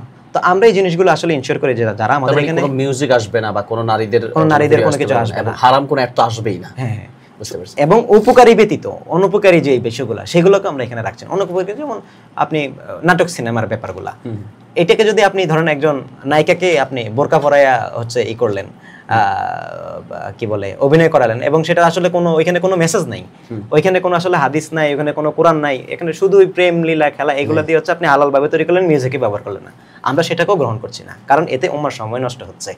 আমরা চাচ্ছি এই উম্মাহকে এমন একটা সলিউশন দেওয়ার জন্য, এমন একটা প্ল্যাটফর্ম দেওয়ার জন্য যে এই যে ফেসবুক ইউটিউবের মতো প্ল্যাটফর্মগুলোতে তারা চ্যালেঞ্জিং হচ্ছে, যে আমরা আলোচনা করেছি শুরুর দিকে যে এইখানে তারা হচ্ছে সময়ের যে ব্যাপারটা, তারা তাদেরকে সাজেশন করার কারণে বা ভুল জিনিস সাজেশন করার কারণে তারা ওগুলো হচ্ছে দেখে ফেলে। তো আমরা চাচ্ছি যে এখানে যেন সাজেশনও কোনো কিছু না আসে, টোটাল কন্ট্রোলিংটা। আপনি যেটা বলেন যে এরকম যদি কোনো প্ল্যাটফর্ম আমাদের থাকতো তাহলে হচ্ছে আমরা হয়তো এখানে মানুষকে উদ্বুদ্ধ করতাম যে আপনারা এটা ব্যবহার করেন এবং যারা কন্টেন্ট আপলোড করতেছে আপনারা সেখানে আপলোড করেন, এইটাকে আমরা বড় করি এবং আমাদের একটা কমিউনিটি হোক, আমরা আমাদের নিজেদের বিজনেস অথবা ব্যবসাগুলোকে এটার মাধ্যমে করব। আমাদের যেটা জানার প্রয়োজন আমরা এখান থেকে জানবো, আমাদের যদি এখান থেকে ইনকাম করার প্রয়োজন হয়, যেমন আমাদের যদি ডিপেন্ডেন্সিটা থাকে যে কন্টেন্ট তৈরি করাটাই আমার একমাত্র মাধ্যম, তাহলে তিনি এখানে কন্টেন্টগুলো দিয়ে এখান থেকে মানুষকে দেখে এখান থেকে ইনকাম করতে পারবেন। এই তিনটা জিনিসকে কম্বাইন্ড করে আসলে আমরা মাহফিল অ্যাপটাকে নিয়ে এসেছি মাশাআল্লাহ। এবং আমরা চেষ্টা করতেছি যে এখানে যেন বিন্দু পরিমাণ কোনো হারামের সংস্পর্শ তা না আসে। এখন পর্যন্ত আমরা আলহামদুলিল্লাহ গর্বের সাথে বলতে পারি যে কোনো একজন মানুষ যদি আমাদের মাহফিল অ্যাপের সবগুলো ভিডিও দেখে, সবগুলো ভিডিও, যত ভিডিও আছে এখন হাজার হাজার লক্ষ লক্ষ ভিডিও আছে, তাহলে তার এক নেকির বিপরীতে যেটা বলে আর কি, এক ফোঁটা গুনাহ তার এখন এই অ্যাপ থেকে তার হবে না। যাক আলহামদুলিল্লাহ, সেইভাবে চেষ্টা করেছি আমরা এটাকে নিয়ে আসা। এতক্ষণ আলোচনা থেকে যা শুনলাম, যাক আলহামদুলিল্লাহ, ফেসবুক ইউটিউবের বিকল্প হালাল পন্থায় বলা যেতে পারে যে মাহফিল অ্যাপ, এটাকে আল্লাহ কবুল করুন। এবং এই মাহফিল অ্যাপের মাধ্যমে আশা করছি যে হালালভাবে কিছু মানুষের ইনকামের ব্যবস্থাও হবে, পাশাপাশি দিন এবং ইসলাম প্রচারের একটা নির্দ্বিধায় দিন ইসলাম প্রচারের জন্য এটা ইউজ করতে পারেন। আমরা ইনশাল্লাহ বলতে পারবো মাহফিল অ্যাপ এগিয়ে যাচ্ছে, আরও এগিয়ে যাক, আমরা এই দোয়া করছি। এবং এই যেই পন্থা এবং আদর্শ আপনারা লালন করছেন, আমার অনুরোধ থাকবে এবং আপনাদের সকলের প্রতি আমাদের ভালোবাসা থাকবে যে আমাদের এই মাহফিল অ্যাপ যেন এই আদর্শের উপরে থাকে, কোনো কারণে যেন সেটা মিসগাইড না হয়, এটা আমাদের অনুরোধ থাকবে। এবং আমরা বিশ্বাস করি আমরা আপনাদের সবসময় পরামর্শ চাই এবং দোয়া চাই, আমরা আলেমদের সাথে থাকতে চাই যে আমাদের মাধ্যমেও কখনো ভুল হতে পারে। জি, আপনারা শুরু থেকেই আলহামদুলিল্লাহ আমাদের সাথে পরামর্শ করে আসছেন এবং এটাকে হালাল করার ক্ষেত্রে কি কি পন্থা অবলম্বন করা যায়, এই যে আপনারা শুরু থেকে আমাদের সাথে যোগাযোগ করে আসছেন বা আলেমদের সাথে যোগাযোগ রাখছেন, এটা আপনাদের একটা ভালো দিক। আলহামদুলিল্লাহ, আল্লাহ তাআলা আপনাদেরকে কামিয়াবি দান করুন। জি, জাযাকুমুল্লাহ খাইর। তো এখানে আমরা আসলে এখন আমাদের যে দিনী ভাইরা কন্টেন্ট আপলোড করে তাদেরকে একটু উদ্বুদ্ধ করতে চাই, অথবা তাদের ব্যাপারে আমরা একটা প্রশ্ন ছুড়ে দিতে চাই বা একটা সলিউশন দিতে চাই। যে এখন একটা সময় দেখা গেল যে ইউটিউবে আমরা ভিডিও আপলোড করতেছি মুসলিমদেরকে তথ্য জানানোর জন্য, এখন তো তথ্য জানানোর জন্য আলাদা একটা প্ল্যাটফর্ম তৈরি হয়েছে এবং সেটাকে বেগবান করার চেষ্টা চলতেছে।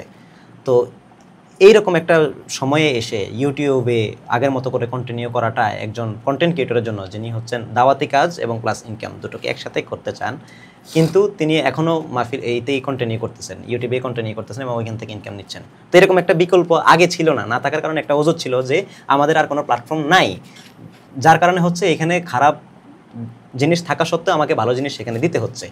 তো এখন তো একটা বিকল্প আছে, এখন তো ভালো সুযোগ আছে। এখন তাদের ব্যাপারে আপনারা আসলে কি বলবেন? তা তো অবশ্যই, যেহেতু অনেকেই পেটের দায় বলতে পারেন, অভাবে বলতে পারেন, অথবা নিজের ইনকামের সোর্সের কারণে বলতে পারেন যে আপনি হারামের সাথে সম্পৃক্ত ছিলেন, আমরা বলবো যে এখনই হারামটা আপনি ছেড়ে দেওয়া উচিত। নবী সাল্লাল্লাহু আলাইহি ওয়াসাল্লাম বলেছেন, ইন্নাকা লান তাদা শাইআন লিল্লাহ ইল্লা আবদালাকাল্লাহু মা হুয়া খায়রুম মিনহু। যখন তুমি আল্লাহর জন্য কোনো হারাম কিছু ছেড়ে দিবে, আল্লাহ তোমার জন্য এর চেয়ে উত্তম ব্যবস্থা করবে।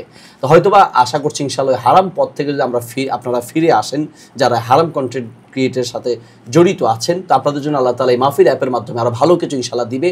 যাই দিবে হালাল, এটা যাই দিবে সেটাই আপনার জন্য কল্যাণকর। হারাম অনেক বেশি হলেও সেটা আসলে আপনার জন্য কল্যাণকর নয়। হারামে কখনোই আরাম আসে না, হারাম হারামই, এটা আজ হোক কাল হোক, এটার ক্ষতি আপনাকে পোহাতে হবে, দুনিয়াতেও পোহাতে হবে, আখিরাতেও পোহাতে হবে। কারণ হারাম ইনকাম এটা শুধুমাত্র আখিরাতে প্রভাব ফেলে না, বরং দুনিয়াতেও প্রভাব ফেলে। আপনার দোয়া কবুল হবে না, দোয়া আটকে থাকবে আপনার এই হারাম ইনকামের কারণে। আপনার সন্তান সন্ততি, আপনার বিবি, আপনার পুরো ফ্যামিলি হারাম ইনকাম দিয়ে যদি বড় হয়, চলতে থাকে হারাম খেয়ে, তাহলে তাদেরকে দিয়ে ভালো কিছু আশা করা যায় না।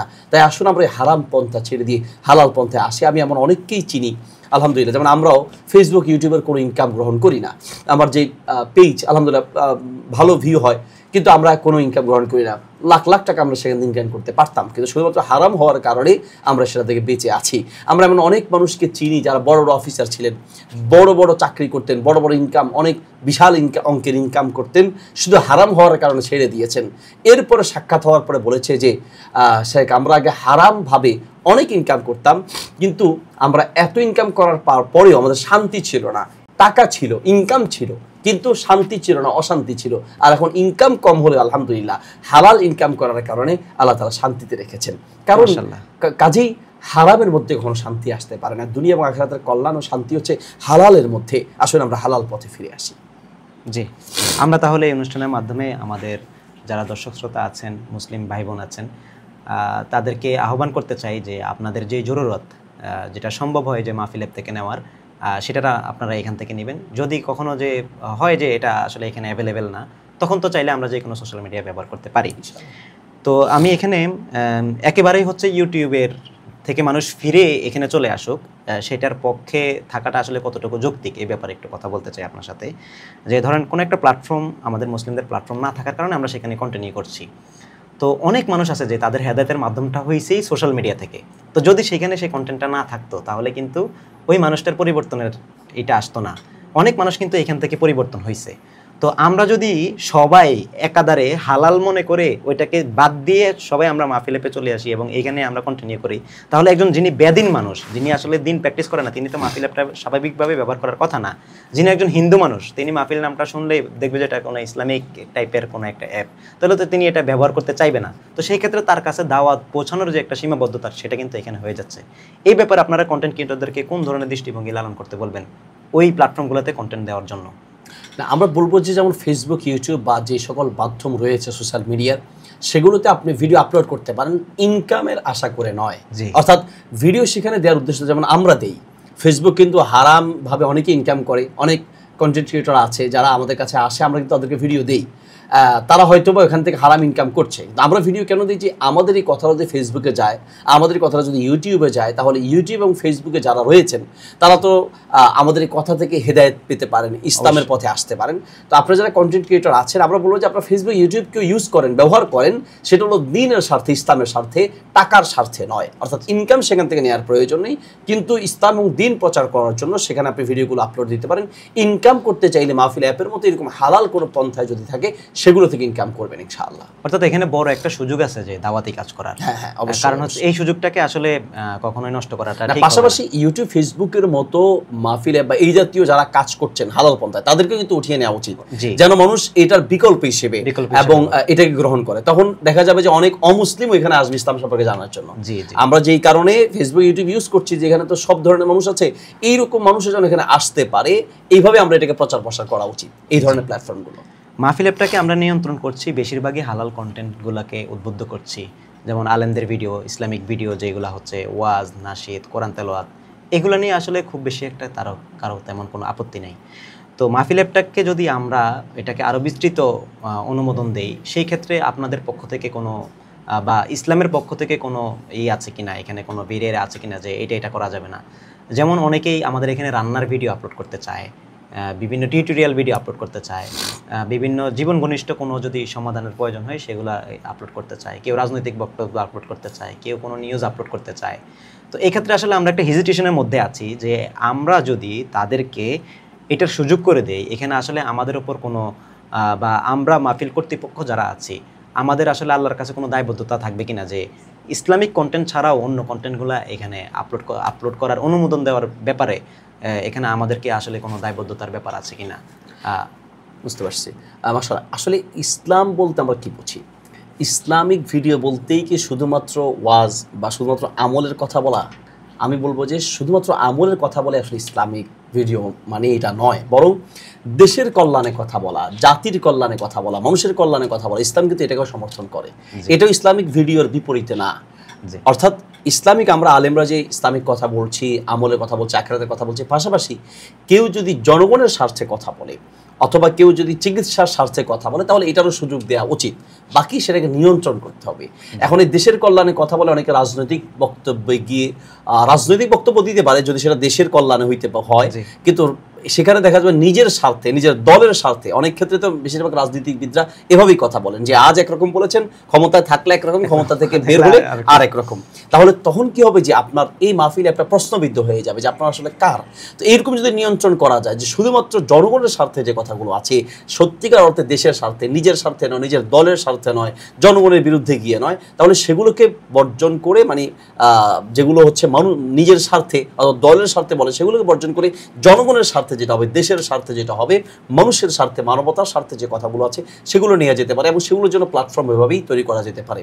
পাশাপাশি আপনি যেটা বলছেন যে রান্নার ভিডিও বা হচ্ছে চিকিৎসা সংক্রান্ত, এক্ষেত্রে যদি কোনো মহিলা ভিডিও দিতে চান তাহলে সেটা এখানে গ্রহণ করা যাবে না, কারণ এখানে অনেক পুরুষ দেখবে। হ্যাঁ, যদি এরকম কোনো প্ল্যাটফর্ম তৈরি করা যায় যেখানে আপনারা যাচাই বাছাই করে শুধুমাত্র নারী শ্রোতা রাখবেন বা নারী দর্শক রাখবেন এবং যিনি এটা এডিটিং করবেন, এটা পরিচালনা করবেন, তিনিও নারী হবেন, যদি শুধুমাত্র নারীদের জন্য কোনো প্ল্যাটফর্ম তৈরি করা যায় তাহলে নারীরা এখানে কাজ করতে পারে। তিনি বোরকা পরে যাতে করে তার ভিডিওটা অন্যদিকে না যায়, এরকম শর্ত সাপেক্ষ নিয়ে যদি করা যায়, কিন্তু এটা আসলে খুব কঠিন, অনেক কঠিন, এটা মানে সম্ভব নয় বললেই মানে অনেকটা কঠিন হয়ে যাবে। যদি সম্ভব হয় করা যেতে পারে আর কি, বাকি সম্ভব হবে কিনা সেটা আপনাদের ভেবে দেখার বিষয়। যে এটাও চাইলেই সম্ভব, যদি হয় তো অনেক চ্যালেঞ্জিং বিষয়। বাকি পুরুষ এবং মহিলাদের মিশ্রণ যেখানে থাকবে সেখানে মহিলাদের কোনো রান্নার ভিডিও বা মহিলাদের কোনো কথা, তাদের কোনো ভিডিও এটা দেওয়া উচিত হবে না। অর্থাৎ পর্দা সহিত যারা কাজ করতে চাচ্ছে তাদের, এখানেও তো তার কণ্ঠটা শোনা যাচ্ছে, তার শরীরের অঙ্গভঙ্গিটা বোঝা যাচ্ছে। তো এই ক্ষেত্রে আসলে এখানে তো পুরুষরা শিখবে না, শুধু নারীরা। তো নারীদের জন্য যদি কোনো প্ল্যাটফর্ম তৈরি করা যায় সেখানে দেওয়া যেতে পারে, বোরকা পরে বা ওইরকম শালীনতা বজায় রেখে। এমনিতে পুরুষরা দেখার জন্য তাদের কণ্ঠ বা তাদের, হ্যাঁ পুরুষ দিয়ে আপনি শিখাতে পারেন, রান্না শিখাবেন। তো সেক্ষেত্রে অনেক পুরুষ বাবুর্চি আছেন আপনার হোটেলগুলোতে, তো পুরুষ বাবুর্চি, আমাদের মাদ্রাসাতে পুরুষ বাবুর্চি, তো পুরুষ বাবুর্চি দিয়ে আপনি শিখান, অসুবিধা নেই। এমন তো না যে এখানে বিকল্প কোনো ব্যবস্থা নেই, বিকল্প ব্যবস্থা তো আছে। ঠিক চিকিৎসার ক্ষেত্রেও আপনি নারী ডক্টরের বিপরীতে আপনি পুরুষ ডক্টর আছে, তাদেরকে দিয়ে ব্যবহার করেন, তাদেরকে বলানোর চেষ্টা করেন, তাহলে ইনশাআল্লাহ প্ল্যাটফর্মটা একেবারে 100% হালাল থাকবে। এই ক্ষেত্রে যে রান্নার যে ভিডিওগুলোর আমরা কথা বললাম, সেখানে যদি কোনো একজন নারী রান্না করতেছেন, পর্দার সহিতই রান্না করতেছেন, ওনাকে দেখা যাচ্ছে না, আর হচ্ছে উনি যে রান্না করতেছেন শুধু ওই রান্নার উপকরণগুলো দেখা যাচ্ছে, সেই ক্ষেত্রে কোনো অসুবিধা হবে কিনা এখানে ভিডিও আপলোড করতে গেলে? কোনো একজন নারী, যদি কোনো নারীকে দেখা না যায় তো তাহলে আসলে যারা দেখছেন তারা ওই নারীকে দিয়ে রান্না করার মধ্যে কি ফায়দা? সেক্ষেত্রে আপনি পুরুষকে দিয়ে করতে পারেন। আমাদের পরামর্শ যে একজন পুরুষই দেখিয়ে দিবে যে রান্না করার সময় কি কি কি দিচ্ছেন, আপনি কিভাবে রান্না করছেন, তাহলে এটা সম্পূর্ণ প্রশ্নের উপরে থাকবে কন্টেন্টগুলো। আচ্ছা, না এখানে হচ্ছে কি, অনেক সময় আমাদের দিনী বোন যারা আছেন, যারা টেকনিক্যাল জগতে টুকটাক কাজ পারেন, তারা হচ্ছে আগে এরকম বেপর্দা ছিল, আগে হচ্ছে সোশ্যাল মিডিয়া থেকে বেপর্দায় বিভিন্ন ব্লগ করে, কাপল ব্লগ করে বা যে কোনোভাবে হোক তারা ইনকাম করতে, এরপরে তাদের হেদায়েত হয়েছে, কিন্তু ওই ইনকামটা তো তারা এখন বুঝে গেছে যে এটা হারাম। এখন তারা চাচ্ছে যে হালালভাবে কিছু কন্টেন্ট তৈরি করতে। তো মাহফিল অ্যাপে তো আমরা আসলে হালালভাবে ইনকাম করার একটা সুযোগ দিচ্ছি, সেইখানে আসলে নারীদেরকে যদি সুযোগ দেওয়া না হয়, এখানে কি বৈষম্য হয় কিনা? আর যদি নারীদেরকে সুযোগ দেওয়া হয় তাহলে সেটা কতটুকুর মধ্যে দিতে পারি আমরা, এটার যদি আপনারা একটা রূপরেখা দিতেন, যেন বোনরাও যেন এখানে পিছিয়ে না থাকে সেই ক্ষেত্রে। কারণ এই মেয়েটাই কিছুদিন আগে হচ্ছে সে হারাম ইনকাম করছিল, তখন তার কোনো প্রবলেম ছিল না, তার কোনো ছিল না, কেউ তাকে বাধা দেয় নাই। এখন সে একটা হালালের আসার পরেই তাকে সীমাবদ্ধ হয়ে যাচ্ছে। এই জায়গায় আসলে ইসলাম কি এতটাই কঠোর যে তাকে আসলে কোনো সুযোগই দিচ্ছে না, নাকি কোনো সুযোগ আছে?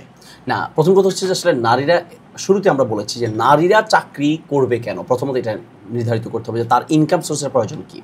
একজন নারীকে তো ইসলাম এতটা সম্মান দিয়েছে যে তার ইনকামের চিন্তা করা লাগবে না, কারণ তার বাবা তাকে খরচ দিবে, অথবা তার হাজব্যান্ড তাকে খরচ দিবে, অথবা তার সন্তানটা তাকে খরচ দিবে। তার নিজের ইনকামের জন্য সে যেন চিন্তা করা না লাগে, ইসলাম তো সব পন্থা দিয়েছে। হ্যাঁ, এরপরেও হয়তো এমন হতে পারে যে তার হাজব্যান্ড নেই, অথবা হাজব্যান্ড না থাকার পরে সে অন্য বিয়ের চিন্তা করবে, সেটাও হচ্ছে না, কোনো কারণে তার নিজেকে ইনকাম করতেই হচ্ছে, সে বাধ্য, অথবা তার হাজব্যান্ড সেক্ষেত্রে অপারো, তাহলে সেক্ষেত্রে সে হালাল পন্থায় ইনকামের চেষ্টা করবে। এখন এই ক্ষেত্রে যে আপনার ভিডিও তৈরি করে ইনকাম করতে হবে এমনটা তো না, আরো আছে। সে অফলাইনে নারীদেরকে রান্নার উপরে সে ট্রেনিং করাতে পারে, হ্যাঁ, এরপরে হচ্ছে নারীদেরকে সে পোশাকের কাজ ইত্যাদি শিখাতে পারে। বাকি কোনো নারী যদি এটাই করতে চায় তাহলে আমার পরামর্শ থাকবে যে সে কোনো পুরুষকে শিখিয়ে দিক যে এখানে এই জিনিসগুলো দিতে হয়, ভিডিওতে সে কথা বলুক, ভিডিওতে সরাসরি নারী না এসে সে অন্য কারো মাধ্যমে সে এটাকে প্রচার, অর্থাৎ ভিডিওতে আসার ক্ষেত্রে কোনো একজন পুরুষকে ব্যবহার করা হোক, নারী সরাসরি ভিডিওতে না আসে। আমরা অনেক রান্নার ভিডিও দেখছি যেখানে আসলে মানুষের উপস্থিতি ছাড়াও রান্নাটা কিভাবে করতে হয় সেটা দেখানো যেতে পারে। তাহলে আমরা আসলে পরামর্শ দিতে পারি এখানে, যারা যেসব নারীরা ভিডিও তৈরি করার চেষ্টা করতেছেন, রান্নার ভিডিও বা কোনো শিলের ভিডিও, কোনো একটা হাতে বানানো কোনো একটা কিছু, অনেক সময় স্কিলসের অনেক প্রয়োজন হয়, হাতে অনেক কিছু তৈরি করা যায়, বাসায় বসে অনেক মহিলা উদ্যোক্তারা তৈরি হচ্ছে, তারা চাইলে হালালভাবে অনেক কিছুই তারা ঘরে বসে করতে পারতেছে। তো সেই জায়গায় আসলে এটার অনুমোদনটা কতটুকু হয়, যদি তারা কোনো নিজের কণ্ঠ ব্যবহার না করে, সেখানে লিখে দিল ভিডিওতে যে এটার পরিমাণ এতটুকু, এটা এতটুকু পর্যন্ত হচ্ছে, এটা করা লাগবে, এটা এইভাবে করবেন, এইভাবে ঘুরাবেন, শিলের কাজগুলো দেখাইলো, ভিডিওটাই দেখাইলো, শুধু ভিডিওটা দেখালো, তাকে নিজেকেও দেখালো না, তার কণ্ঠকেও প্রেজেন্ট করলো না। হয়তো নিচে হয়তো কোনো গজল টজল দিয়ে দিল, অথবা কিছু একটা দিয়ে দিল, অথবা কোনো একজন পুরুষকে দিয়ে ব্যাপারে বলাই ফেললো। সেই ক্ষেত্রে নারীরা আসলে কন্টেন্ট ক্রিয়েট করে এখানে ইনকাম করতে পারবে। আচ্ছা, নারীদের স্বাস্থ্যগত বিষয় এবং হচ্ছে নারীদের যে প্যারেন্টিং রিলেটেড যে বিষয়গুলো, এগুলো দেখা যায় অনেক সময় নারীদের কাছ থেকে কনসালটেশনটা নিলে অনেক সময় নারীদের জন্য বেটার হয় পুরুষের চাইতে। একজন পুরুষের ভিডিও দেখা সেখানে ফিতনার আশঙ্কার জন্য হয়তো, যেমন আমরা কোনো একজন মহিলার ভিডিও দেখতেছি না ফিতনার আশঙ্কার জন্য, যে তাকে দেখলে আমার অন্তরে খারাপ ধারণা তৈরি হতে পারে। এমন একজন মহিলা যিনি হচ্ছেন আরেকজন পুরুষ ডাক্তারকে দেখলে তার মনে খারাপ ধারণা তৈরি হতে পারে।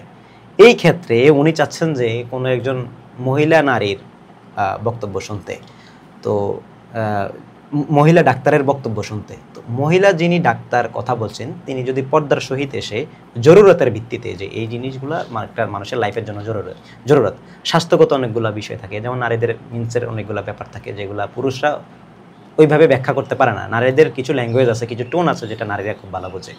সেই ক্ষেত্রে ডাক্তারদের জন্য স্পেসিফিকলি অথবা হচ্ছে এই জায়গাগুলোতে কতটুকু আমরা আসলে তাদেরকে অনুমতি দিতে পারি অথবা দিতে পারে কিনা, যদি আসলে এটা খুব বেশি জরুরত হয়, বা এই বেশি জরুরতের সীমারেখাটা কতটুকু হতে পারে, এটা যদি আপনারা আমাদেরকে একটু বলতেন যে নারী ডাক্তারদের ব্যাপারে বা নারী কনসালটেন্ট যারা আছে, সায়েন্টিস্ট যারা আছেন, তাদেরকে আমরা কতটুকু পর্যন্ত সুযোগ দিতে পারি এখানে তারা পর্দার সহিত একজন নারীদের চিকিৎসা সংক্রান্ত বিষয়গুলো বলতে পারে। এবং এক্ষেত্রে আপনি সঠিক বলেছেন যে একজন পুরুষ ডাক্তার সেভাবে বুঝিয়ে বলতে পারবে না। তো এই ক্ষেত্রে যেটা করতে পারেন সেটা হচ্ছে যে আপনি নারীদের জন্য ওই প্ল্যাটফর্মটা যেন নারীরাই দেখে এইরকম কোনো অপশন চালু করে দেয়া, যে সেখানে দেখা যায় যিনি দেখছেন বা প্রবেশ করছেন তিনি একজন নারী। এমন হয় না যে অনেক সময় যে তার আইডি দিয়ে প্রবেশ করা বা এমন সিস্টেমে প্রবেশ করা যায় অন্য কোনো পুরুষরা যেন সেখানে কি না যায়। কারণ এতে করে যে আপনি তাকে যদি ভিডিওতে দেখান একজন নারী ডাক্তারকে, তো সেখানে যদি পুরুষরা যাওয়ার সুযোগ থাকলো, তারা কিন্তু পরের দিন আরেকজন এসে বলবে যে আমি 3 পিসগুলো দেখাবো, এটাও তো দরকার। আরেকজন এসে আরেকটা বলে, মানে সুযোগ একের পর এক খুঁজতে থাকবে। ঠিক আছে, এই জন্য এখানে যদি শুধু নারীদেরকেই শোনানো যায়, এরকম কোনো প্ল্যাটফর্ম তৈরি করা যায়, তাহলে নিঃসন্দেহে এটা একটা প্রয়োজনীয় জিনিস। কারণ নারীরা অনেক ক্ষেত্রেই শুধুমাত্র এই না জানার কারণে স্বাস্থ্যগত অনেকগুলো ভুল করে থাকেন, যেটার প্রভাব শুধুমাত্র তার উপর পড়ে না, সন্তানদের উপর পড়ে। জি, নিউজ রিলেটেড আমরা কিছু ভিডিও কখনো কখনো দেখতে হয়।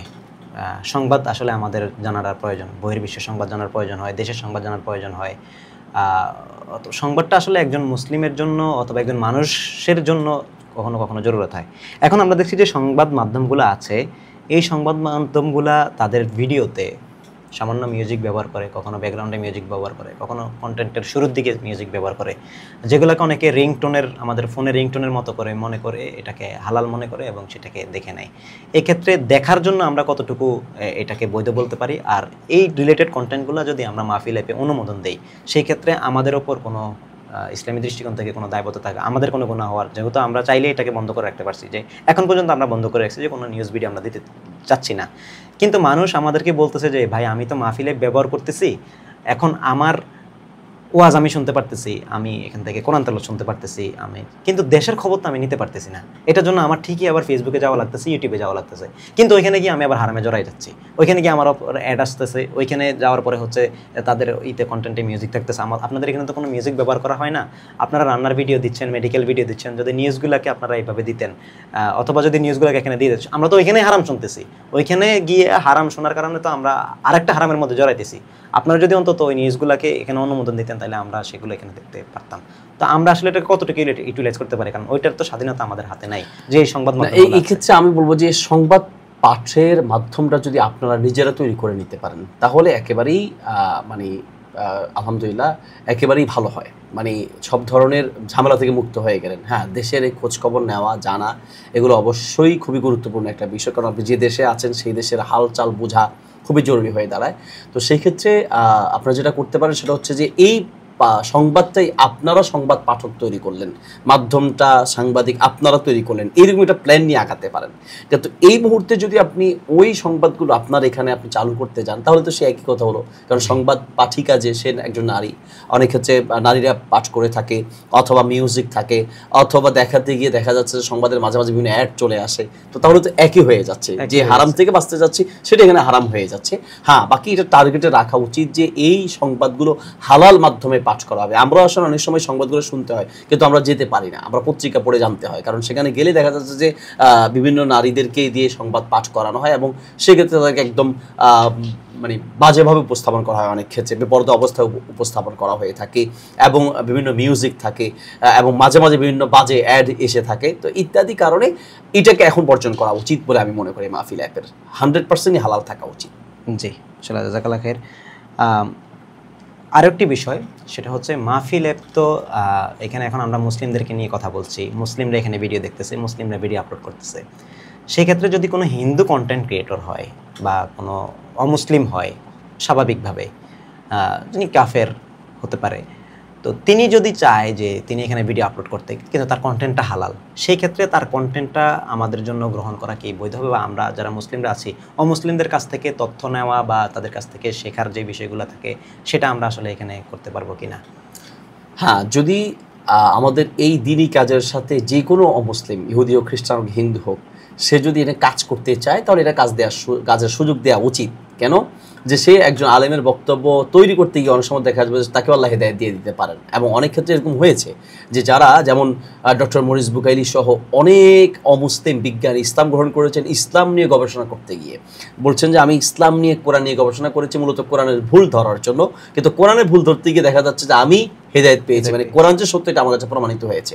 তো ইত্যাদি কারণে কন্টেন্ট ক্রিয়েটর বা এডিটিংয়ের কাজ ইত্যাদি কাজে বা কেউ যদি নিজে ভিডিও দেয় তো এখানে আপলোড করার সুযোগ দেওয়া যায়। বাকি কোনো অমুসলিম থেকে তথ্য নেওয়া যাবে কিনা সেখানে একটু চিন্তার বিষয়। ওই যে আয়াতটি আছে ইনজাআকুম ফাসিকুম বিবানা বা ইনফাতাবাইয়ানু, সেখানে আপনাকে যাচাই বাছাই করতে হবে, কারণ সে একজন অমুসলিম, সাধারণত সে ইসলামের পক্ষের লোক এখনো হয়নি। তো সে ইসলামের ব্যাপারে নেগেটিভ কোনো অর্থ বা নেগেটিভ কোনো তথ্য সেখানে প্রবেশ করাতে পারে। তো এই ক্ষেত্রে আমরা সতর্ক হয়ে যদি তাদের থেকে নেওয়া যায় যে না, সে যে তথ্য দিচ্ছে এটা সঠিক, তাহলে তার কাছ থেকে তথ্য গ্রহণ করা যেতে পারে, তবে তার আগে শিওর হয়ে নিতে হবে। আর অমুসলিম হোক মুসলিম হোক যেই কেউ মাহফিল অ্যাপের এই প্ল্যাটফর্মের সাথে, এই দিনই কাজের সাথে সম্পৃক্ত হতে পারে। কারণ মুআমালাত, ইবাদাত হচ্ছে যে আপনার কোনো অমুসলিমের সাথে করা যাবে কি যাবে না এটার পন্থা আছে, মানে ইবাদতটাও মুসলিমের সাথে হবে না, কিন্তু মুআমালাত যেটা সেই ক্ষেত্রে অমুসলিমদের সাথে মুআমালাত হয়, ক্রয় বিক্রয়, কাজ কারবার। রাসূল সাল্লাল্লাহু আলাইহি ওয়াসাল্লামের একজন খাদেম ছিল ইহুদি, গোলামান ইহুদি, ইহুদি খাদেম ছিল। তো ইহুদি রাসূল সাল্লাল্লাহু আলাইহি ওয়াসাল্লামের খাদেম ছিল, অসুবিধা কি? তো এইরকম কাজ করানোর ক্ষেত্রে আপনি অমুসলিমদের সাথেও কাজ করতে পারবেন যদি হালাল হয়। আচ্ছা আচ্ছা, জি। না, আমরা তো অ্যাপটা তৈরি করেছি আসলে কন্টেন্টগুলোকে রিজার্ভ করার জন্য। আমরা আর্কাইভে কন্টেন্টগুলো রাখি, এরপরে মানুষকে সেগুলো দেখার সুযোগ করে দেই। তো একজন হিন্দু কন্টেন্ট ক্রিয়েটর তিনি তার মতো করে তার ধর্ম প্রচার করলো না, কিন্তু সে কোনো একটা বিষয় নিয়ে সেখানে তথ্য তৈরি, যেমন একজন হিন্দু যদি ডাক্তার হয়, সায়েন্টিস্ট হয়, বা তিনি কোনো একটা বিষয়ে খুব বেশি পারদর্শী, ওইটা মানুষকে শেখায়, সেই ক্ষেত্রে তো তিনি মাহফিলে কন্টেন্ট করতে পারেন। নবী সাল্লাল্লাহু আলাইহি ওয়াসাল্লাম আপনার ঘোড়ায় করে যাচ্ছেন, পিছনে একজন সাহাবী ছিল, তো তাকে জিজ্ঞেস করেন হাল মাকা মিন শির উমাইয়া ইবনে আবি সালত, উমাইয়া ইবনে আবি সালতের কোনো সঙ্গীত বা কবিতা তোমার জানা আছে? সাহাবী বলল যে নাম জানা আছে। বললো আনশিদ, একটু আমাকে শোনাও। তো ওই সাহাবী বলছেন হাত্তা আনশাদতু মিয়াতা বাইতিন, আমি নবী সাল্লাল্লাহু আলাইহি ওয়াসাল্লামকে 100 চরণ কবিতা শুনিয়েছি উমাইয়া ইবনে আবি সালতের, অথচ সেই উমাইয়া ইবনে আবি সালত ছিল অমুসলিম। সে একজন অমুসলিম ছিল। রাসূল সাল্লাল্লাহু আলাইহি ওয়াসাল্লাম তার অনেক কবিতা শুনে বলেছিলেন আসলামা শায়রুহু ওয়ালাকিন কাফারা কলবুহু, যে তার শের ইসলাম গ্রহণ করেছে কিন্তু তার অন্তরটা কাফের রয়ে গেছে। তার মানে সে কাফের হওয়া সত্ত্বেও তার কিন্তু কবিতাগুলো শুনেছেন, কারণ তার কবিতায় অনেক শিক্ষণীয় কথা ছিল। এ থেকে আমরা বুঝতে পারি যে একজন ডাক্তার, একজন সায়েন্টিস্ট হতে পারে, একজন ইঞ্জিনিয়ার হতে পারে, একজন হতে পারে, হ্যাঁ, সে যদি ভালো কোনো তথ্য দেয়, সঠিক তথ্য দেয়, সেটা গ্রহণ করা অবশ্যই জায়েজ, এটা হারাম হওয়ার কোনো কারণ নেই। অর্থাৎ মুসলিমরা চাইলে কূটনৈতিক জায়গা থেকেও কোনো অমুসলিমদের কাছ থেকে যিনি তথ্য গ্রহণ করতে পারবেন, এবং সেই সুযোগটা যদি আমরা মাহফিলে পেয়ে দেই, এটার জন্য আমাদের কোনো অসুবিধা হবে না। ধর্ম প্রচার করার ক্ষেত্রে রাষ্ট্রীয়ভাবে একটা ইসলামিক রাষ্ট্র ব্যবস্থার উপর যদি সেই মুসলিম রাষ্ট্র হয়, তখন মুসলিমদের কাছ থেকে আমরা অনেক বক্তব্য শুনতে পাই। আমাদের যারা নেতৃত্ব দেওয়ার মতো যোগ্যতা বাংলাদেশে মুসলিম আলেমদের রয়েছে, তারা কখনো কখনো আমরা বক্তব্য দিতে দেখি যে ধর্মের ব্যাপারে বা ধর্ম প্রচার করার ব্যাপারে কখনোই এটাকে আমরা খারাপভাবে দেখব না। প্রয়োজনে আমরা নিরাপত্তার সাথে তাদেরকে চেষ্টা করব তাদের ধর্মটা যেন তারা সঠিকভাবে পালন করতে পারে। ইসলাম কখনো কারো ওপর জোরপূর্বক কোনো কিছু চাপায় দেয় না। সে তার ধর্ম নিয়ে যেন শান্তিতে থাকতে পারে, সেটার প্রয়োজনে নিশ্চয়তা দান করবে, নিরাপত্তা দান করবে যদি প্রয়োজন হয় সেক্ষেত্রে। আর যদি প্রয়োজন না হয় তাহলে তারা যেন তাদের ধর্ম নিয়ে সঠিকভাবে চলতে পারে, তারা যেন তাদের বিষয়ে তারা তাদের ধর্ম প্রচার করলো, সেইখানে ইসলাম সেই সুযোগটা একটা রাষ্ট্রীয় ব্যবস্থার পক্ষ থেকে ইসলাম সেটা করে দেয়। আমরা এখনও দেখছি যে রাষ্ট্র যারা পরিচালনা করতেছেন তারাও অমুসলিমদের বিভিন্ন প্রোগ্রামে উপস্থিত হচ্ছেন, সেখানে গিয়ে নিরাপত্তার যে বিষয়গুলো তারা এখানে দিচ্ছেন। অর্থাৎ একটা ইসলামিক রাষ্ট্র হওয়ার পরেও অমুসলিমদেরকে তারা ইসলাম প্রচার করার সুযোগ দিচ্ছে। ইসলাম প্রচার করার জন্য যদি কোনো নিরাপত্তার প্রয়োজন হয় সেটাও করে দিচ্ছে। তো আমরা যে মাহফিল অ্যাপটা তৈরি করেছি সেইখানে কি চাইলে তারা তাদের ধর্মটা প্রচার করতে পারবে কিনা, একজন অমুসলিম বা অন্য কোনো একজন ফিরকার লোক যিনি হচ্ছে তার মতবাদের দিকে মানুষকে ডাকতে চায়, এখানে আসলে সংকীর্ণতার কোনো ব্যাপার আছে কিনা, যে আমরা যদি এখানে এটার সুযোগটা না দেই ইমানের জায়গা থেকে বা তাওহীদের জায়গা থেকে কোনো অসুবিধা আছে কিনা। কারণ অনেকেই আমাদেরকে রাষ্ট্রীয় জায়গা থেকে প্রশ্নটা করে বসে যাচ্ছে যে রাষ্ট্র যেখানে সুযোগ দিচ্ছে মুসলিমদেরকে ইসলাম প্রচার করার, মুসলিমদেরকে ইসলাম প্রচার করার, অমুসলিমদেরকে তাদের ধর্ম প্রচার করার, সেইখানে রাষ্ট্রেও যেই অনুমতি সেটা তো ইসলামের ভিত্তিতেই হয়েছে, একজন শরিয়া ভিত্তিক রাষ্ট্রের মধ্যেও তো সেই সুযোগটা আছে। তাহলে আপনার মাহফিল একটা অ্যাপের মধ্যে কেন সেটা দিবেন না? এই প্রশ্নের ব্যাপারে আমরা তাদেরকে কি জবাব দিতে পারি? আর সুন্দর বিষয়, আসলে একটা রাষ্ট্রেও পরিচালনার ক্ষেত্রে রাষ্ট্রপ্রধান কিছু বিষয়ে ছাড় দিতে পারেন, কিছু বিষয়ে কিছু পন্থা অবলম্বন করতে পারেন যেটা আপনি একজন নাগরিক হিসেবে আপনার জন্য বৈধ হবে না। রাষ্ট্রপ্রধানের জন্য কিছু বিষয় বৈধ হলেও আপনার জন্য বৈধ হবে না। রাষ্ট্রপ্রধান একজন অমুসলিম তার অমুসলিম হিসেবে তার ধর্ম পালনের ক্ষেত্রে মানুষ হিসেবে তাকে স্বাধীনতা দিবেন, মানুষ হিসেবে তার নিরাপত্তার ব্যবস্থা করবেন একজন রাষ্ট্র। কিন্তু আপনি, আমি, আমার ছেলে, আমার অধীনে যে আছে, আমি তাকে যদি সে মানে হিন্দুদের মতো পূজা করবে, সে অমুসলিমদের মতো চালচলন করবে, আমি তাকে স্বাধীনতা দিব, আমার জন্য এটা জায়েজ হবে না। কারণ কুল্লুকুম রাইন ওয়া কুল্লুকুম মাসউলুন আন রাইয়াতি, আমি এটা দায়িত্বশীল, আমার সন্তানের ব্যাপারে আমাকে জবাবদিহি করতে হবে। আপনি মাহফিল অ্যাপ আর একটা রাষ্ট্র কিন্তু এক না।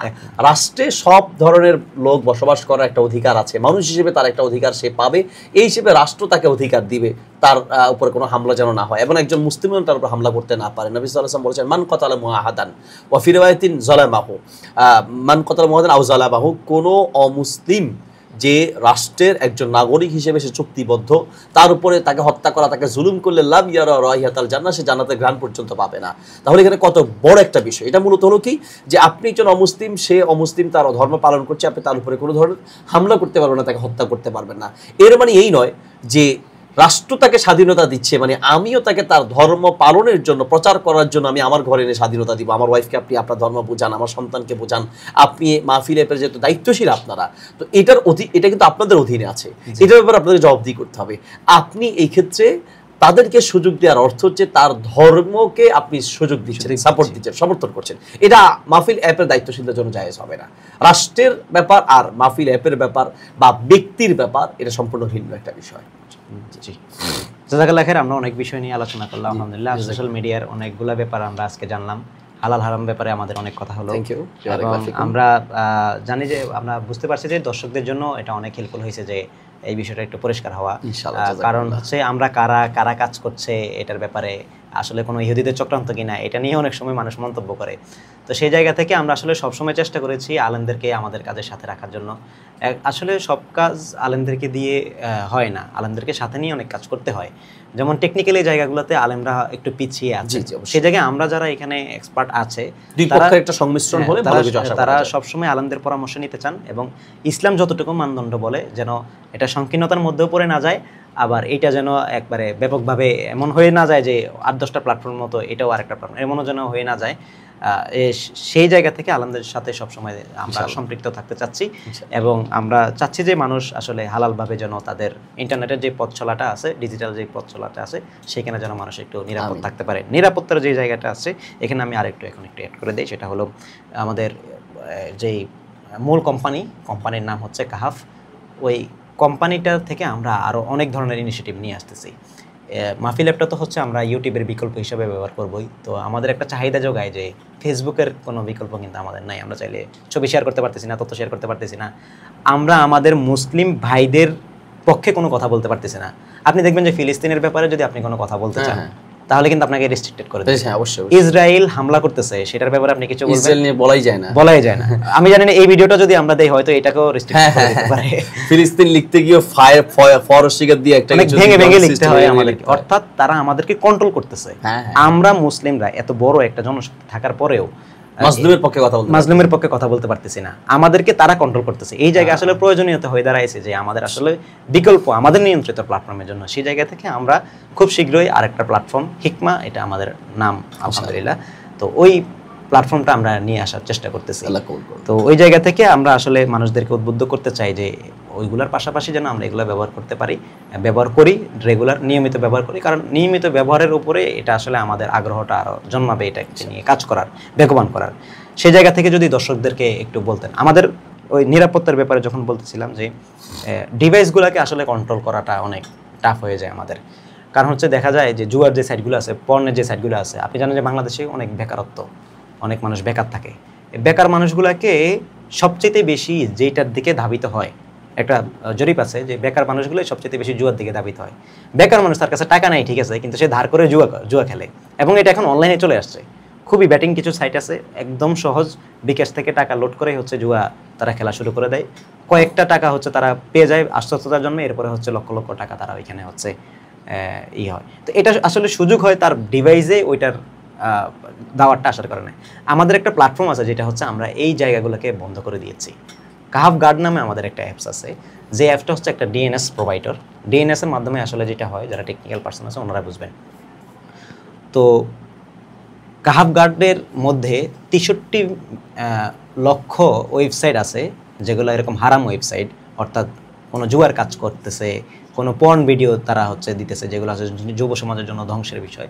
এরকম লক্ষ লক্ষ 63 লক্ষ সাইটকে হচ্ছে আমরা এই একটা অ্যাপকে দিয়ে হচ্ছে সেটা ব্লক করে দিয়েছি। অর্থাৎ এটা যে কাহাফ গার্ড আপনি প্লে স্টোরে পেয়ে যাবেন, আপনি রাউটারে সেট আপ করতে পারবেন, কম্পিউটারে হচ্ছে আপনি পেয়ে যাবেন। আপনি যখন এটা আপনার ফোনে ইনস্টল করে রাখবেন তখন কিন্তু আপনার এই ফোনটা নিরাপদ থাকবে। আপনি চাইলেও কোনো একটা খারাপ সাইটে হচ্ছে আপনি ঢুকতে পারবেন না, চাইলেও আপনি সার্চ করবেন শুধু খারাপ জিনিস লেখে, সে কখনোই আপনাকে হচ্ছে ওইটাতে ঢুকতে দিবে না। তা আলহামদুলিল্লাহ আমরা চেষ্টা করছি, এবং এটা আমাদের একটা ফিসাবিলিল্লাহ প্রজেক্ট, এবং আমরা চাচ্ছি যে উম্মাকে এই জায়গা থেকে নিরাপদ রাখার জন্য। কিন্তু তারপরেও দেখা যায় যে মানুষের সোশ্যাল মিডিয়া ব্যবহার করতে হয়। এখন সোশ্যাল মিডিয়া তো আর পর্ন ভিডিওর মতো হারাম না, আমরা ওইটাকে ব্লক করতে পারতেছি না, বা চাইলেও সম্ভব না, কারণ আমাদের নিজেদেরও সেখানে বিচরণ করতে হয়। এই জন্য হচ্ছে আমরা ওই অল্টারনেটিভগুলো আনছি। তো কাহাফ গার্ড আসলে এই জায়গায় কাজ করতেছে যে আপনার কোনো একটা ডিভাইসে যদি আপনি সেটার কন্ট্রোলিংটা দিয়ে রাখেন, তখন কিন্তু সে আপনাকে আর এই ধরনের সাইটগুলোতে সে প্রবেশ করতে দিবে না, আপনাকে আটকায় দিবে। তো এই জায়গায় আসলে একজন মুসলমানের জন্য কতটুকু উচিত হবে যে এটা তো হচ্ছে অনেকগুলো সাইটগুলোকে ব্লক করে দেয়। কখনো কখনো দেখা যায় যে ওখানে প্রয়োজনীয় কিছু থাকতে পারে এবং সেখানে কিছু বিজ্ঞাপন থাকতে পারে, তো তাদের বিজ্ঞাপনগুলোকে ব্লক করে দিচ্ছে। তো আমরা যে এই কাজটা করছি, তো এই কাজটা করার সময় দেখা যায় যে আপনি ইমো নামে একটা অ্যাপ আছে যেটা হচ্ছে যোগাযোগের জন্য ব্যবহার করা হয়। তো আপনি যে ইমোতে ফোনে কথা বলতেছেন, এখানে কিন্তু ইমোর তেমন কোনো একটা ফায়দা নেই। ইমো আসলে ফায়দাটা কোথা থেকে নেয়, আপনি যখন কোনো একটা কল দিবেন তারপরে আপনাকে অ্যাড দিবে, কলটা কাটার পরে ওই বিজ্ঞাপনের কোম্পানি থেকে সেই মূলত টাকাটা নিচ্ছে। তো এইখানে হচ্ছে ইমোর ইনকাম সোর্স। তা আমি যখন কাহাফ গার্ডটা ব্যবহার করতেছি তখন ইমোতে সবচেয়ে বেশি পর্ন সাইটের অ্যাড দেওয়া হয়, যার কারণে আমরা ইমোর অ্যাডটাকে ব্লক করে দিচ্ছি। বা ইমোর মতো অন্যান্য যে প্ল্যাটফর্মগুলো আছে যেখানে হারাম অ্যাডগুলো আছে, যে নারীদেরকে দিয়ে হচ্ছে একটা প্রোডাক্টকে তারা প্রমোশন করতেছে, এটা মুসলিমদের জন্য আইডিওলজি থেকে এটা হারাম, আমরা ওগুলোকে ব্লক করে দিছি। এটা কতটুকু আসলে জায়েজ হচ্ছে, অথবা আমাদের এই জায়গাতে কোনো পরিবর্তন আনার দরকার আছে কিনা, বা কাহাফ গার্ডের মাধ্যমে আমরা এই যে সাইটগুলোকে ব্লক করতেছি, যেগুলো ব্লক করতেছি এগুলো হারাম সাইট, কিছু হালাল সাইট আছে সেখানে যেগুলো হারাম ওইগুলোকে আমরা ব্লক করতেছি, কিন্তু ওই কোম্পানিগুলো আমাদের সাথে আসলে যোগাযোগ করতেছে যে আপনাদের কারণে আমাদের অ্যাডগুলো প্রোভাইড হইতেছে না, আমাদের এখানে অনেক বেশি লস হইতেছে, তো আমরা আসলে পারতেছি না। আমরা তাদেরকে বললাম যে আপনারা তাহলে হালাল অ্যাড দেন, ওইটাকে তার ব্লক করবে না। তো তারা বলতেছে যে আমি তো অমুসলিম, আমার জন্য তো হালাল হারামের ব্যাপারটা নাই, আপনারা কেন আমাদের এখানে এই খাটাচ্ছেন, পদক্ষেপ খাটাচ্ছেন, আপনারা তো আপনাদের কাছে আল্লাহর কাছে এটাকে জবাবদিহি করতে। এখানে আসলে কি বিষয়টা আমাদের জন্য এতটা জটিল কিনা, বা এখানে কোনো ভয়ের আশঙ্কা আছে কিনা, এটা সম্পর্কে না, খুব চমৎকার একটি বিষয় বললেন। আসলে আমরা সকলেই, আমি মনে করি যে আমাদের প্রত্যেকটা অভিভাবক আসলে এই কথাটা শুনে বা এই কাহাফ গার্ড সম্পর্কে শুনলে আশা করি যে সচেতন অভিভাবক আছেন তিনি অত্যন্ত খুশি হবেন। কারণ আমরা আমাদের সন্তানদেরকে নিয়ে খুব চিন্তিত থাকি যে আমার সন্তানটা ঘুমাচ্ছে, রাতের অন্ধকারে সে কী করছে, মোবাইলে কী দেখছে না দেখছে। তো আপনি যদি এতটুকু ইনশিওর করতে পারেন যে আপনার সন্তানের মোবাইলে কাহাফ গার্ড এই অ্যাপটি আছে, তাহলে আপনি অন্তত মোটামুটি নিশ্চিত হবেন যে আপনার ছেলে খারাপ পথে যাচ্ছে না, মানে খারাপ কিছু ইচ্ছেগুলো দেখতে পারবে না। আপনার স্ত্রী এবং আপনার নিজের ক্ষেত্রেও, কারণ আপনি একজন মানুষ, খারাপ কিছু আসলে হুজিবাতিন নার বিশাহাওয়াত, জাহান্নামকে আবৃত করা হয়েছে মনের খারাপ চাহিদা থেকে। তো খারাপ কোনো অ্যাড যখন আসবে আপনি কতক্ষণ আপনাকে নিয়ন্ত্রণ করবেন, হয়তো শয়তান আপনাকে এই ক্ষেত্রে বিপথে ফেলে দিতে পারে। এই ধরনের যে অ্যাপ যদি আপনি কাহাফ গার্ডের মতো এই অ্যাপ যদি আপনি আপনার মোবাইল ইনস্টল করে রাখেন, তাহলে আপনি খারাপ কিছু দেখলেন না, দেখার কোনো সুযোগই আপনার আসলো না। এটা খুবই চমৎকার হবে। এই ক্ষেত্রে যে সকল ওয়েবসাইট বন্ধ করে দেওয়া হয়েছে তাদের কাছে খারাপ লাগাটাই স্বাভাবিক, তাদের ব্যবসায় একটা আঘাত আসবে, এই জন্য খারাপ লাগবে। কিন্তু এই ক্ষেত্রে খারাপ লাগলেও কিছু করার নাই, বরং একজন মুসলিম হিসেবে এই কাজটাই তার জরুরি যে খারাপ পথে যেন আমি না যাই, এই জন্য আমাকে সচেতন থাকা উচিত। এটা খুবই চমৎকার একটা উদ্যোগ, এবং আমি মনে করি যে প্রত্যেকটা মুসলিমের এই ধরনের এই অ্যাপ রাখা উচিত, যে অ্যাপের মাধ্যমে আপনি খারাপ সাইট থেকে নিজেকে বাঁচাতে পারবেন, পরিবারকে বাঁচাতে পারবেন।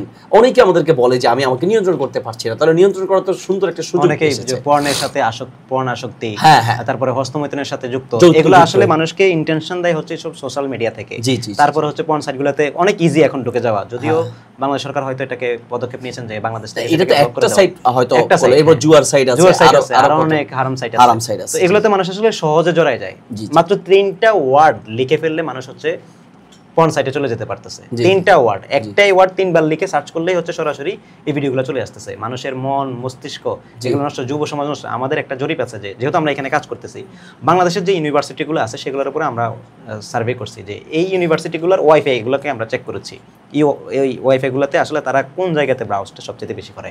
আমরা দেখলাম যে রাত 12টার পরে সবচেয়ে বেশি 80% ডিভাইস হচ্ছে পর্ন সাইটগুলোতে অ্যাক্টিভ থাকে। যুব সমাজকে আসলে নষ্ট করার জন্য মানে কত ধরনের পায়তারা যে আছে অনলাইনে, এটা আসলে কল্পনার বাইরে। সেই জায়গায় আসলে আমরা কাঠগেট নিয়ে একটা বড় চিন্তা নিয়ে কাজ করতেছি। জি, আল্লাহ কবুল করুন। এই জায়গায় কাজ করতে গিয়ে অনেক সময় দেখা যায় ছোট ছোট কিছু প্রবলেম হয়ে যায়। যেমন এই যে ইমোর কথাটা বললাম, তাদের অ্যাডগুলো ব্লক হয়ে যায়। দারাজ কিছু অ্যাপ আছে যেগুলো হচ্ছে বিভিন্ন প্রোডাক্ট মেয়েরা প্রেজেন্ট করে, মেয়েদের ধরেন একটা 3 পিস মেয়েদেরকে দিই, তখন ওই 3 পিসের ছবিটা সহকারে মেয়েকে সহকারে ব্লার করে দিচ্ছে। তো এই জায়গায় আসলে আমরা আসলে খুব চিন্তিত থাকি যে একজন ভাইয়ের হক নষ্ট করার না, এখানে হক নষ্ট কিছু নেই, যে তবে এখানে তো আপনার উন্মুক্ত আছে, সে হালাল পথে আসুক। জি, হালাল পথে আসলে তো সে সুযোগ পাচ্ছে, এটা হালালদের জন্য। শুধু মহিলাদের গুলা অথবা যে পর্ন সাইটের যে এগুলো ব্লক করে দিচ্ছে, এগুলো বাদ দিলেই তো হচ্ছে না। ঠিকই আছে, এটা আলহামদুলিল্লাহ, এটা খুব ভালো একটা উদ্যোগ। আল্লাহ তাআলা এই উদ্যোগকে কবুল করুক, এবং এটা এই যে এটার যেই পন্থা অবলম্বন করেছে, আমি মনে করি প্রত্যেক অভিভাবককে এই অ্যাপসটি আপনার সন্তানের মোবাইলে ইনশিওর করা উচিত, তার মোবাইলটা রাখা উচিত, যাতে করে সে খারাপ পথে যেতে না পারে।